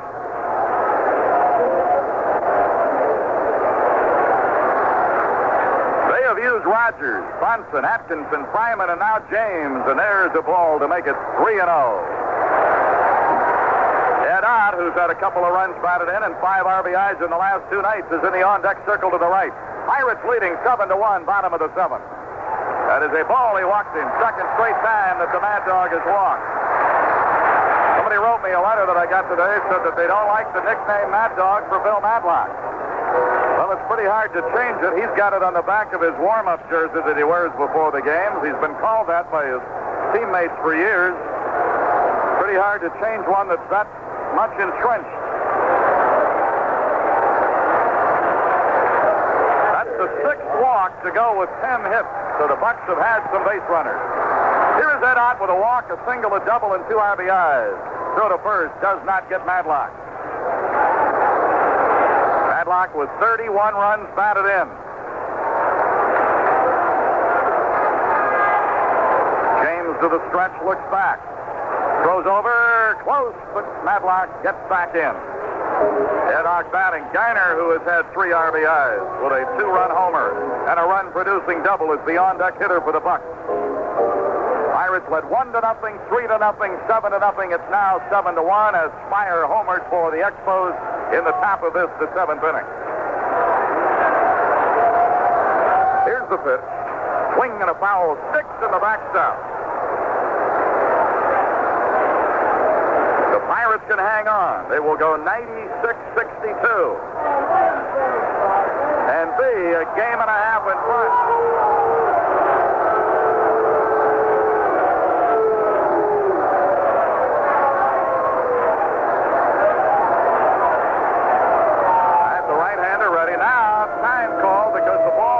Of the screen was knocked back through because they couldn't squeeze it back through. Must not have been too scratched. The umpire put it in his pocket.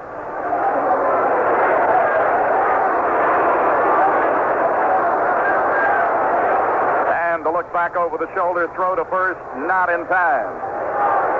Want to welcome the Cardinal Network with their flag station KMOX in St. Louis. That adds about 120 stations carrying this game all over the Midwest and Southwest.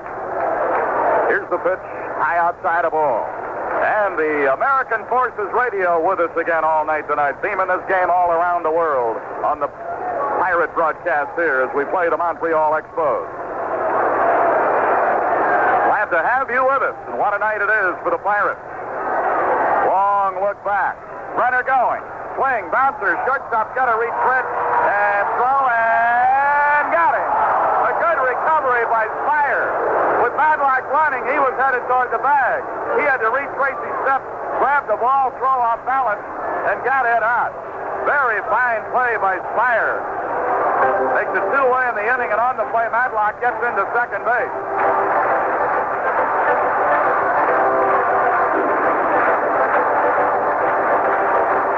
That'll bring up Garner, who hit into a double play in the second, but he hit a 2-run line drive homer in the fourth over the left field fence. Got a double that drove in a run in the sixth, so he's driven in 3, scored 2. Garner's been busy. So here's Strap Iron with a runner at second. See if we can get the run back. Although I don't think they're going to give Garner another swing because Kison's due up next. They're going to put him on intentionally.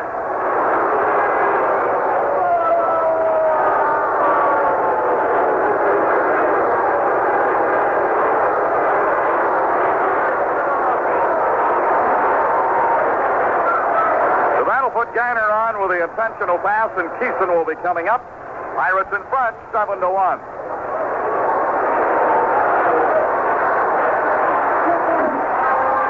right, there it is. 2 on. Matlock second. Garner first, 2 away. And Bruce Kison will get a nice hand because he's pitched a good, solid game.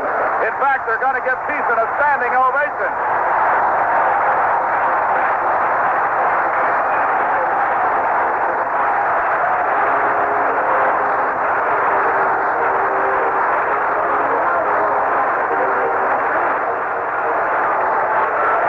Buster's up in there. He's 0 for 3 with his bat. Runners lead, second and first, 2 down, and a strike call to Kison. Dropped down 3/4, got a breaking ball over the outside corner at the knees.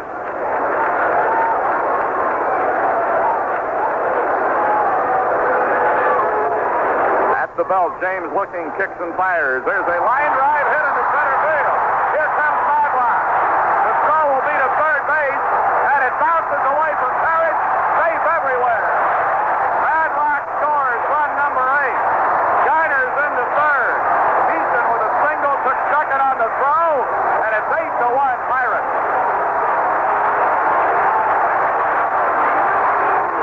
Bruce Kison helps his own cause.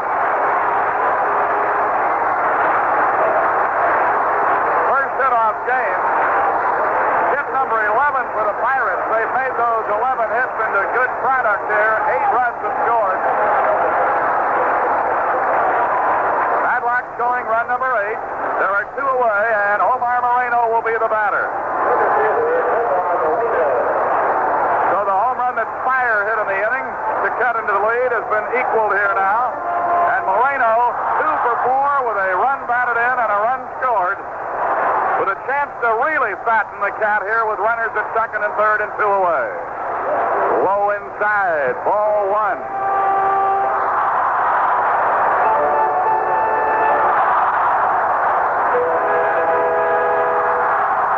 Pirates has split the doubleheader Monday night, won last night big, trying to win again here.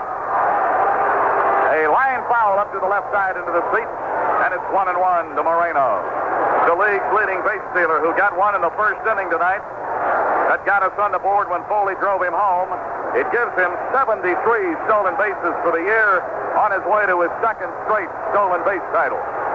For you folks joining us in St. Louis, Lou Brock sometime will give him his second Lou Brock trophy next spring. Breaking pitches in for a strike.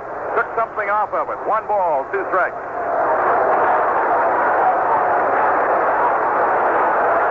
At third, Kison at second. First base is empty. A run is in, and the Pirates have their 7-run advantage again. It's 8-1 Pittsburgh over Montreal in the bottom of the 7th inning. Here's the pitch.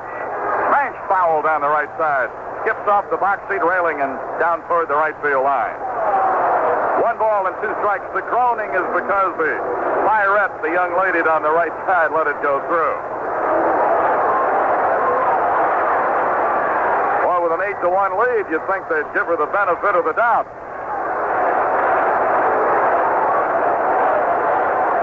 But then there are some people who are never happy. 1 ball and 2 strikes.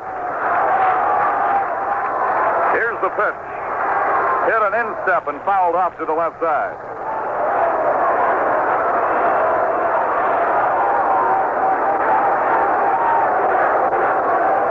After this ball game is over, if the Bucs hang on, there'll be a game and a half in front with 4 left, and Montreal will have 5. The St. Louis Cardinals will be in Pittsburgh tomorrow for a 105 game. It'll be Candelaria or Bibby against Forsch. And tomorrow evening at 5, the Atlanta Braves will host the Montreal Expos in a twilight night doubleheader. Here's the 1-2 to Omar. Almost reached across for an off-speed pitch, laid off in time to level the count at 2-2. Wherever you are and whatever you're doing, all around the country and the world now with American Forces Radio with us, Milo Hamilton along with Lanny Frattare bringing you all the Pirate action with the Expos in a big ball game here. Bounce foul down the right side. This is the second head-on collision in a couple of weeks here. Last week at Montreal, the Bucs went to the Olympic Stadium, took 2 out of 2, and went in front by 2. Then on the rest of the road trip, the Pirates had a little trouble in Philly, and the Expos kept on winning and moved back on top. They came to town leading by a half. At this moment, since the Bucs have taken the first 2 out of 3, the Pirates are leading by a half. And now the 2-2 from James DeMoreno. Bounced in the dirt, a good block of it by Duffy Dyer. So we're due a payoff pitch to Moreno with 2 runners in scoring position. Geiner, who was intentionally passed, is at third. Bruce Kison, the pitcher who singled in a run, is at second. And James, a big, young right-hander. Boy, he's got size. Moreno can barely see the center fielder with this guy standing on the mound. Here's the 3-2. Low inside, he walks it. So that'll bring up Tim Foley. That's the 3rd walk in the inning by Bob James. It's the 8th walk of a Pirate. And pitching coach Jim Brewer is on his way. They've got their bullpen busy again. Dick Williams knows that if he loses tonight, it's going to be an uphill battle. So the conference will take place. Brewer has not waved to the bullpen. Duffy Dyer, Larry Parrish, and James form the quartet in blue on the hill.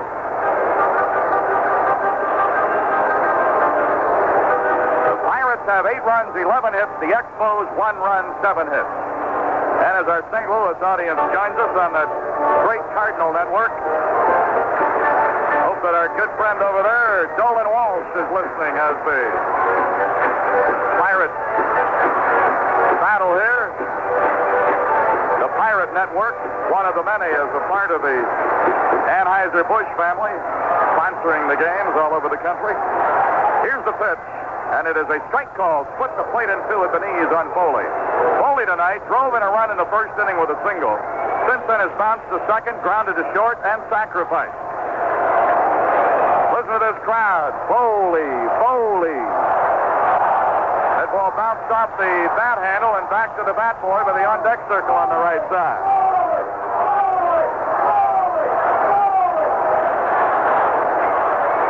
So Tim Foley, who came early in the season in the trade with the New York Mets, has become a big favorite and with good reason. Done a great job at short and really been surprising with his bat. Looping line drive hit right field. 1 run will score with Garner. Keeson's being waved. He scores! And into third goes Moreno. Foley gets 2 RBIs on a 2-out single. Foley, Toledo, the crowd is yelling.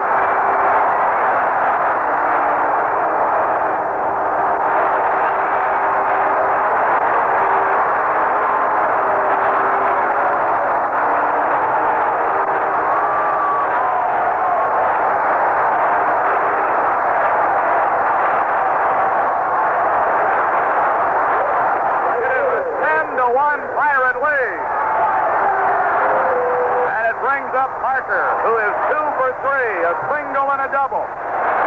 Set himself a new career high in doubles with 45 when he doubled in the 3rd inning. Runners on the corners, 2 away.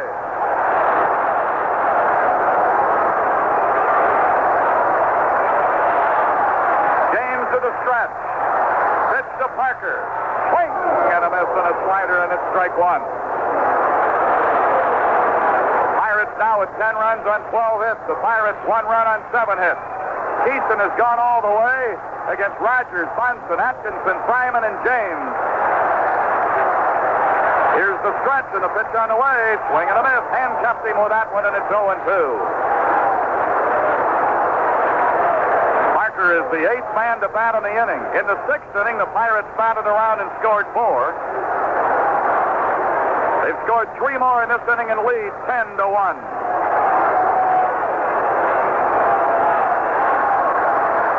James checking runners on the corners. Here's the 0-2 to Parker. A high fly ball, left field, won't carry.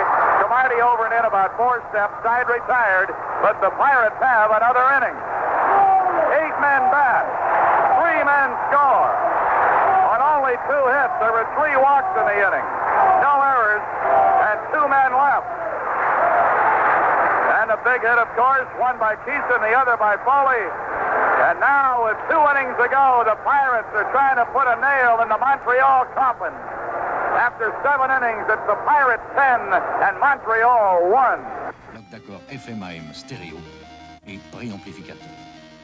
La série compacte Technics apportera la touche finale au plus subtil des décors. Idéal pour votre premier système sonore, la série compacte Technics sera aussi votre parfait second.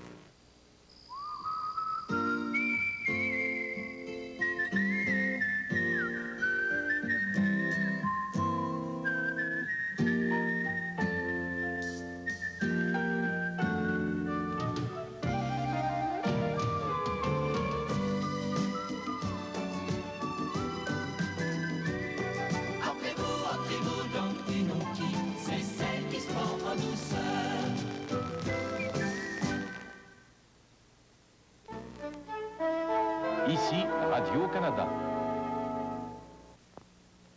Mon premier souvenir de HFC remonte à 1928. En fait, ça s'appelait autrement dans le temps. J'y étais allé avec mon père qui m'a donné de judicieux conseils concernant l'utilisation du crédit. Getting ready to go to the 8th inning, and Bruce Kison, who has done some job here tonight, is getting ready to work. He helped himself, drove in a run in that inning.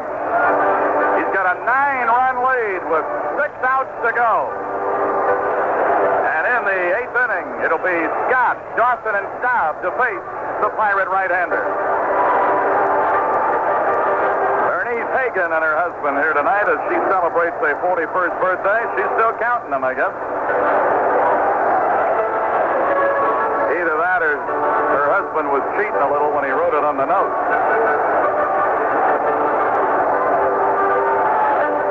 Either that or a radio TV critic wrote it, and that'd really make it inaccurate.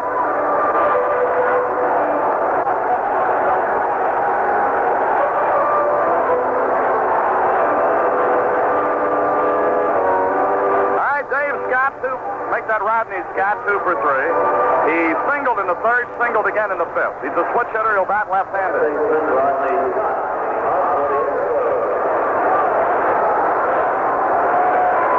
Kison going to take a walk around the hill, work with a rosin bag, and throw it away. Then look down in to get the sign from Ed Ott. Kison to the line, pitch to Scott on the way, shows bunt. It's a strike on the outside corner. Ott catching Kison. Regular infield is Stargell at first, Garner second, Foley short, Matlock at third. Robinson replaced Milner in left in the 7th inning. Moreno center, Parker in right. Now Scott going to come over and either change bats or work on the handle of that one, but at any rate he's going to disappear into the dugout down by the bat rack.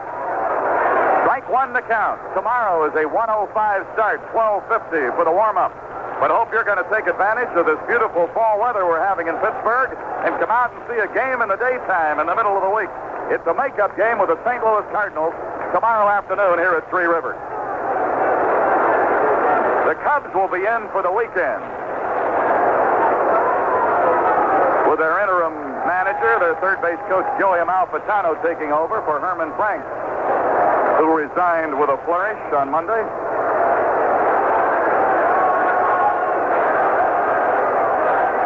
Scott is back up in there. He has 2 of their 7 hits. Here's the pitch. Just outside, letter high, 1 ball, 1 strike.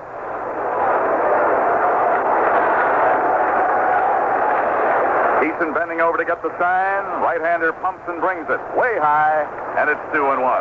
The only blemish for Kison here tonight was a leadoff homer in the 7th inning by Spire, but then the Bucs went right out and got 3 more and have spread the gap to a 9-run lead.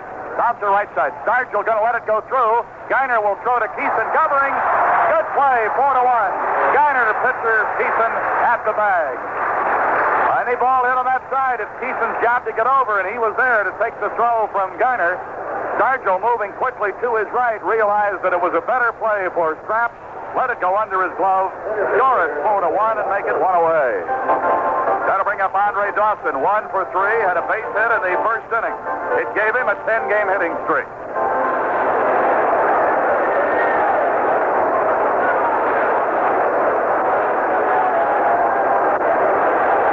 Kison with 1 away in the 8th inning and leading 10-1. And a strike is called. Dr. Louis Zona from Newcastle. Appreciate the fine letter and always enjoy hearing from the gang up in Chuckstown, up in Tanner country. There's a strike on the inside corner. Got him in a hole, 0-2.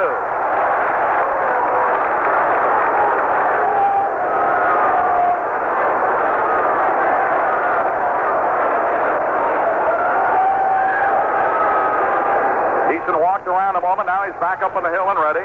The 0-2 pitch. Swing and a miss. Foul dropping right at the catcher's feet. Oh, he ran that ball right in on his knees. I don't know how he got enough wood on it to foul it. It's still 0-2. 4 more games after tonight for the Pirates. 5 more after tonight for Montreal. All 4 for the Pirates are at home. 1 with the Cardinals, 3 with the Cubs. 2 of the 5 remaining for the Expos. Doubleheader tomorrow in Atlanta. Then they go home for a weekend of 3 with the Phillies. In the case of a tie, Montreal won the toss. We would play in Montreal at 1:35 Monday afternoon. There's a tapper right side, right to Stargell. He's going to flip it to Kison. Dawson is out, and it's 2 away in the Montreal 8th. Here is Rusty Staub, line to left in the first, singled in the 4th, walked in the 6th.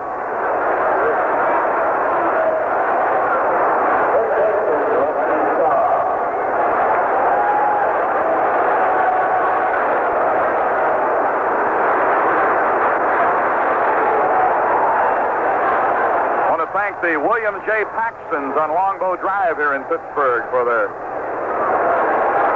nice letter regarding the broadcast this year as we get down to the tail end.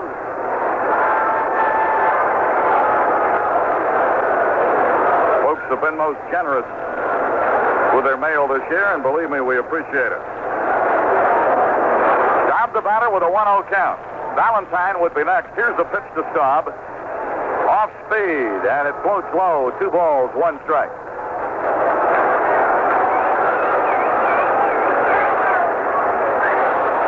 The 2-0 on the way to Staub, and it's low for a ball. Staub hitting .267 as he stands in. 1 for 2 tonight, and the 3-0 to him. Strike at the knees, inside corner, 3-1. Kenny Boyer, who had his contract renewed for 1980, will bring the Cardinals in here tomorrow. Here's the 3-1, and he walked him. Little sinker low outside. That puts Staub on with 2 away. That is the second walk given up by Kison. Both have gone to Rusty Staub in his last 2 trips. Ellis Valentine 0 for 3. So Staub's at first with 2 down. Stargell doesn't need to bother about holding him. He wouldn't be running under any conditions, let alone when you're down by 9. And with 2 away.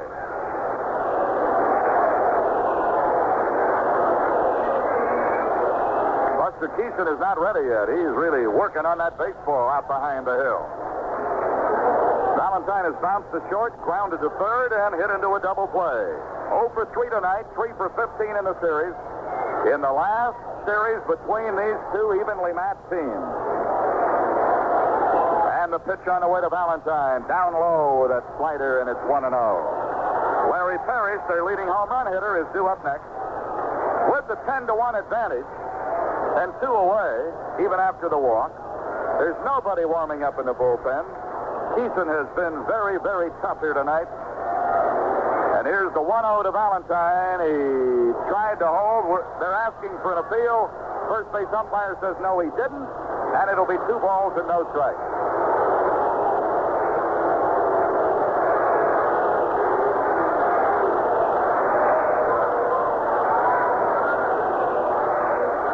Here's the pitch. A strike on the letters, inside corner.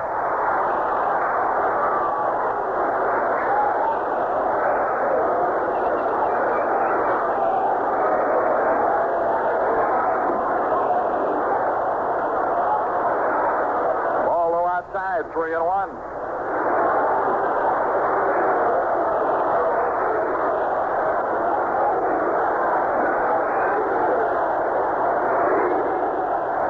The Bucs fans getting in on the defense chant again here tonight. Hey, swing and a miss, and it's 3-2. Tomorrow afternoon on Bucs Day, when all tickets are discounted to $1.50, it'll be Lou Brock's final appearance in Pittsburgh, closing out a fabulous career. And of course, even if the Bucs hang on here and go a game and a half up, it's another crucial game to the pennant race. Stop running, fly ball center. Moreno to his right, 8-step, has it, side retired.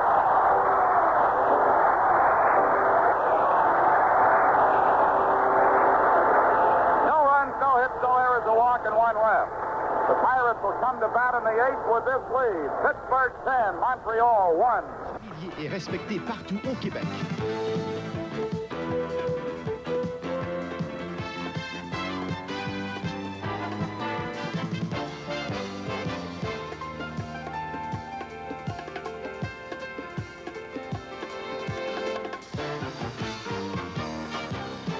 Une présence active dans un monde de plus en plus sportif, sport au kiff.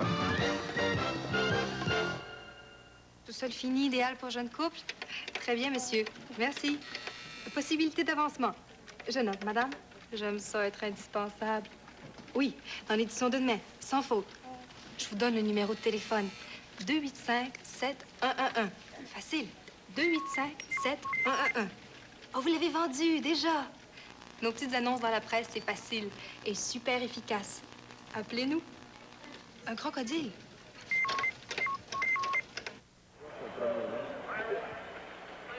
Alors, nous avons un nouveau lanceur, Jean-Pierre.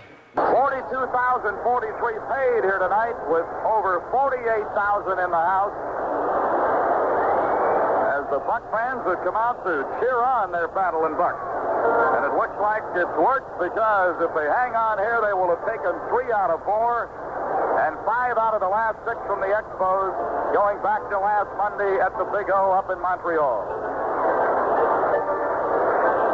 Remember, the game tomorrow starts at 1:05. Why don't you work a half a day, take a lunch right here at the park, and watch your Bucs try to increase that lead and put the pressure on Montreal, because they won't play until after our game is over tomorrow, and they have a doubleheader in Atlanta at 5. We ought to be long gone by then. That'd be something if you could put it up to 2 full games. And that's what the Pirates will be shooting for here tomorrow afternoon. Here's Willie Stargell.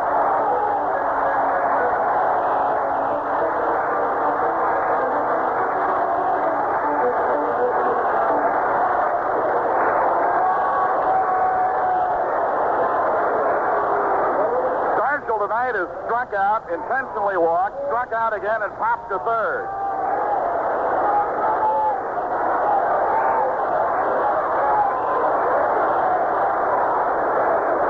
First pitch to him is the ball.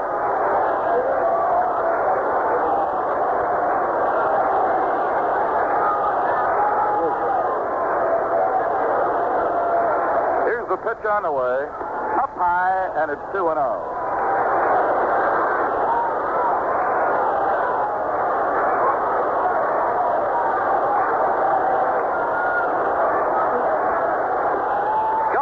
The right-hander is the new pitcher for the Expos. Fouls back here to the left into the seat.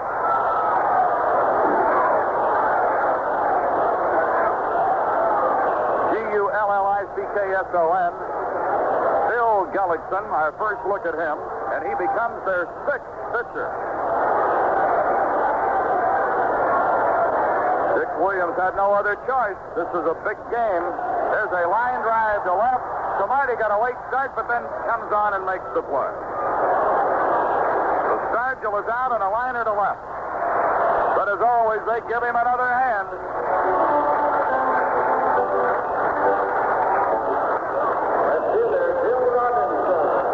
Bill Robinson batting for the second time tonight.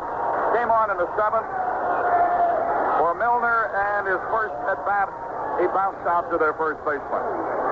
Nobody on, one down. Gullickson delivering inside low, ball one. In the ninth inning for Montreal, they will have Parrish, Fire, and Dyer. Pittsburgh in front, 10-1. Swing, and he missed, and it's 1-1. The Pirates get this ball game. They'll be 96-62. And a game and a half in front. Here's the 1-1 on the way. Line drive hit left field. A broken bat single to left. So Robinson is on. It's his first hit of the night. The first hit off Gullickson. And the Pirates have 13 hits in the game. And here is Bill Matlock. A double, a single, a pair of walks. And he scored 3 times.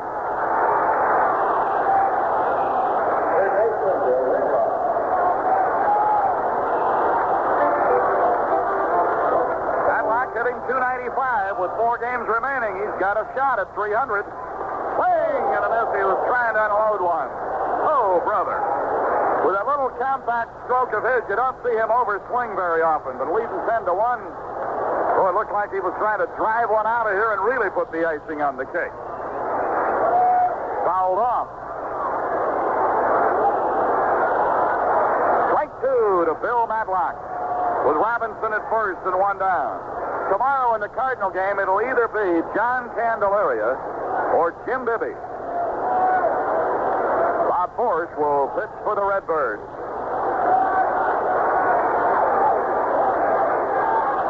Now Gullickson reads the sign from Duffy Dyer, stretches to the belt, looks back over the shoulder and delivers. High foul, back up to the right side. Still 0-2.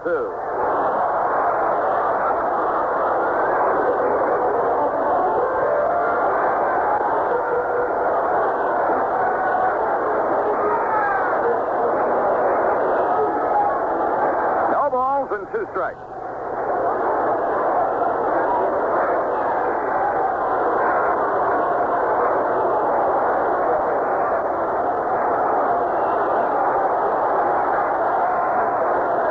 Now the pitch on the way, swung on and fouled down the right side into the box seat. So it's still 0-2.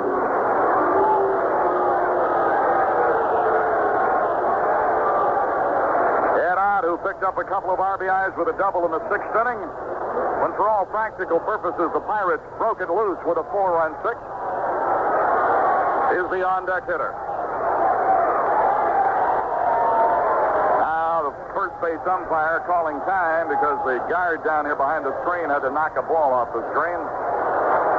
0-2 as Matlock bats. Bill Robinson with a single at first and 1 down. Look back over the shoulder, delivering a line drive single into center. Third straight hit with a walk and another walk, and he's on for the 5th straight time. Boy, the mighty Mad Dog is pursuing that coveted 300 average now. That's 14 Pirate hits. They've doubled Montreal in the hit column, 14-7. They lead in the score, 10-1. With as many as bats as that he has, I don't know if that hit can pick him up another point or not.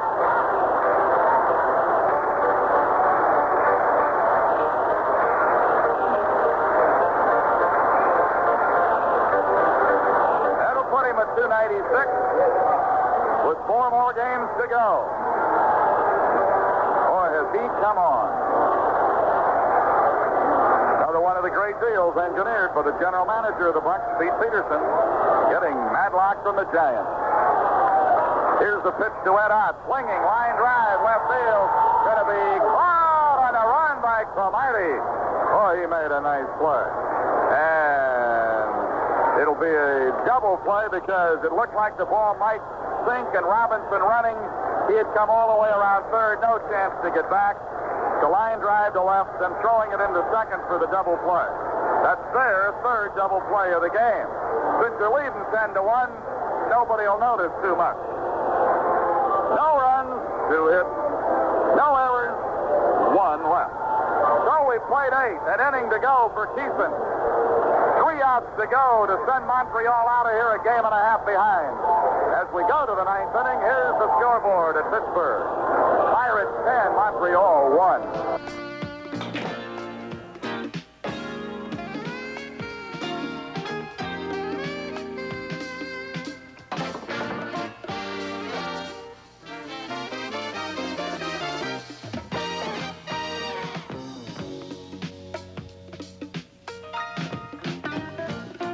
Mon grand, tu choisis la bière. C'est déjà fait. Fallait qu'il se prenne tout ça. Quand c'est la haut-kiff qu'on préfère, c'est comme s'il n'y avait pas d'autre guerre. Offrez-vous donc une haut-kiff. Haut-kiff, ça se prend en douceur. C'est celle qui se prend en douceur. Ben, Jean-Pierre, si l'on revoyait ce double jeu assez inusité. D'abord, c'est Gullickson, Bill Gullickson, et Ott, qui, encore une fois, pousse la balle au champ gauche. Voici Cromartie qui fait une belle course, réussit le catch, et on a l'impression que tout le monde pense que c'est le 3e retrait. Et Cromartie lui-même n'a pas réagi. Il l'a fait sous l'instance de Spire. C'est Spire qui lui indique ici, il lance au 2e. Oui. Alors, c'est donc un 3e double jeu pour les Expos dans le match. Heureusement qu'il y a eu ça. Celui qui a été retiré, eh bien, c'était Robinson au 2e. Et là, ben, c'est le dernier espoir, la dernière chance pour les Expos. Ça prendrait tout un miracle. Hein? Eh bien, à Atlanta, les Braves mènent 9. Right here, Bruce Kison has gone all the way against 6 Montreal pitchers. Last night was a pivotal game for the Pirates. Tonight was another one after splitting the doubleheader Monday. Most felt that the Pirates needed to take 3 out of 4. It looks like they're going to do it. So Kison has pitched very, very well here tonight. He's got a 9-run lead. And Larry Parrish will be leading it off, followed by Spire and then Dyer. And a century on the birthday of our Pirate fans today. Emilia Fassett, 100 years old today from North Irwin. That it's been a happy day on the 100th birthday for Emilio Bassett and for all Pirate fans everywhere, taking 3 out of 4 here after we get 3 more out. Larry Parrish is 0 for 3. Kison's pitch to him is up high a ball. Kison has walked but 2. He has struck out 4. He has faced 7 hits effectively. A home run by Spire, their only tally. Strike called with a slider on the outside corner. Have 10 runs on 14 hits. Expos 1 run, 7 hits. High pop on the first base side. Kison yelling for Stargell to take it, and he does. Midway between the mound and the first base line. 1 away in the 9th.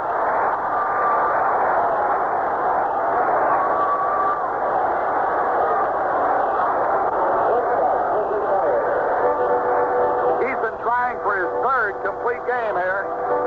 Fire, who's had 2 for 3. His second hit was a home run in the 7th inning over the left field fence.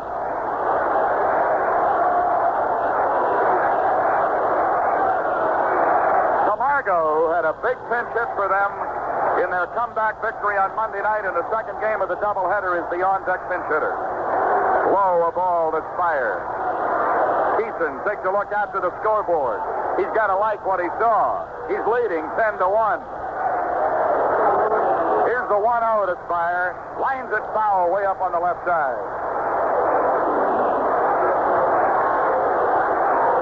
Hope you're all going to try to come out tomorrow and see the Bucs in another important game with the St. Louis Cardinals. Give a final salute to Lou Brock. And remember, the discounted ticket's $1.50. It's Bucs Day tomorrow. Game is at 1:05. If you're not able to make it, we'll be on the air at 12:50. Here's the pitch. Low outside. 2-1 to Chris Spire. One away in the ninth as Parrish popped up to Stargell to start the inning.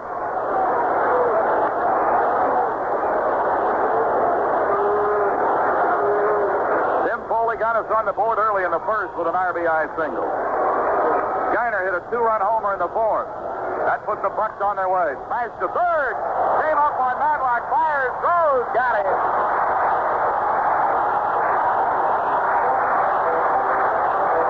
Ball hit sharply to third. Came right up on Matlock, but he stayed right with it. Fired onto Stargell. And now Camargo will be the pinch hitter.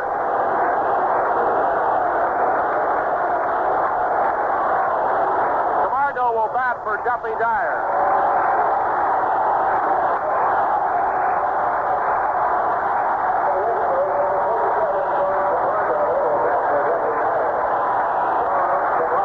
Now the crowd is standing. They're pulling for Kison to end it.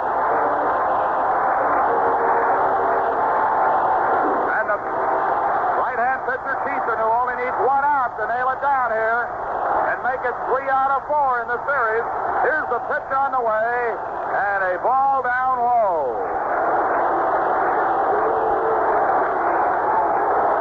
The Cardinals are here tomorrow. The Cubs are in for the weekend. Here's the 1-0 to Camargo. High, a ball at 2-0.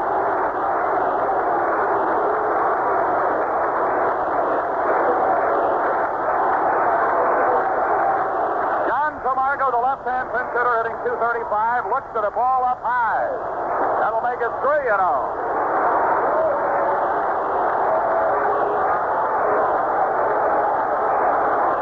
Here's the pitch, and he walked him on 4 pitches. So it's 2 away in the ninth. Kison prolongs the agony here. Also prolongs the inevitable because it's 10-1 Pirates.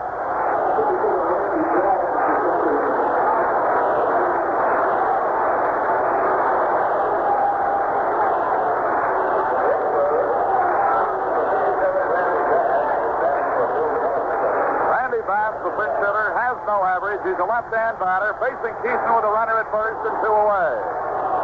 Bends it around the knees, too tight, ball 1. That's 5 in a row by Kison. Kent DeColby has started to throw in the bullpen. Kison stretching. Here's the 1-0. Bouncer Geiner, that's to do it. Throw to Stargell. Pirates win.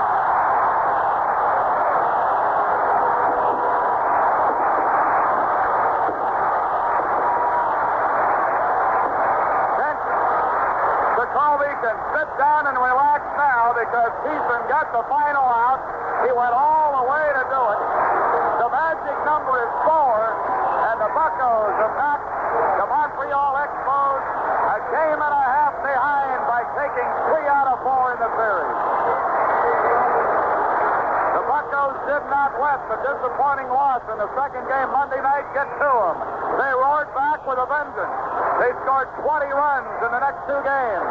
10-4 last night, 10-1 tonight, and this crowd of over 48,000, they've got that family going up on that big message board and the music here playing the Pirate theme song, and the Pirates have done it with this score. The Pittsburgh Pirates 10, the Montreal Expos 1. So Pittsburgh devastating Montreal in the last 2 or 3 times these two teams have met. Pittsburgh is now 96 and 62. Montreal drops to 94 and 63 and is a game and a half behind the Pirates in the National League East. Pittsburgh's magic number is 4. The Pirates with 4 games remaining, all of them at home. It'll be a single game against St. Louis on the 27th and a makeup, and then the 3 games to finish the season against the Chicago Cubs. Montreal has 5 left, 3 of them at home against Philadelphia, and 2 away at Atlanta, and that'll be a doubleheader on the 27th. Some other National League scores of note: Cincinnati 4-3 over San Diego. Atlanta beat Houston 9-4. So Cincinnati is now 2.5 games in front of Houston in the National League's West Division. And another National League score: Philadelphia 11-5 over St. Louis. Tom Seaver winning a 16th, but Pete Rose went 0 for 5. So a 23-game hitting streak is down the drain for Pete Rose. In an afternoon game, New York 8, Chicago 3.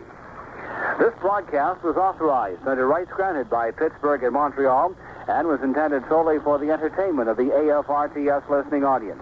Any publication, rebroadcast, or other use of the descriptions and accounts of this game without the express written permission of the Pirates and the Expos is prohibited. Final score again, Pittsburgh 10, Montreal 1. Now this is Ken Allan speaking for engineers Ernie Gamble and Ralph Bartlett. This has been a presentation of AFRTS Sports in Washington. This is the American Forces Radio and Television Service. Vous voulez voir ce qu'admireront les admirateurs de Cutlass cette année? Le nouveau sedan Cutlass Oldsmobile. 2 portes de plus pour confirmer le panache Cutlass. Et la Cutlass Cruiser, la plus spacieuse des Cutlass. Et celle qui est à l'origine de l'admiration des admirateurs de Cutlass, la Cutlass Suprême. Marie. C'est un superbe moyen de transport. On vous en a construit Oldsmobile.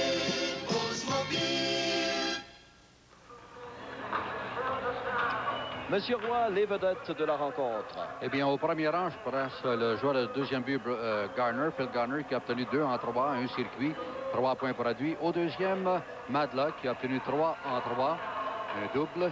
Et au troisième rang, j'ai placé Bruce Kison, qui vient de remporter son 12e gain et qui a lancé 110 tirs, plutôt qui a effectué 110 tirs, dont 75 prises pour remporter cette 12e victoire et son 3e match complet. Eh bien, c'est un excellent choix. Donc, je rappelle Garner, Madlock et Bruce Kison. C'est ça. Eh bien, vu l'importance des derniers matchs de la saison qui seront disputés à Montréal contre Philadelphie au cours du prochain week-end, nous téléviserons les rencontres de vendredi et de samedi, vendredi soir et samedi après-midi. Il y a également une possibilité pour dimanche si le match était capital. Et s'il y avait égalité entre les Expos et les Pirates, eh bien, ce match additionnel du 1er octobre serait également télévisé. Au nom de Jean-Pierre Roy, Pierre Murphy, Paul Tardif, Ivor Pearson, Louis Grenier, Claude Daou, Brenda O'Farrell et Jacques Primo, ici Guy Ferron, je vous remercie de votre attention. À tous, une bonne fin de soirée. À nouveau, la marque finale ce soir, Montréal 1 et Pittsburgh 10. Ce reportage de baseball vous parvenait du Three Rivers Stadium de Pittsburgh.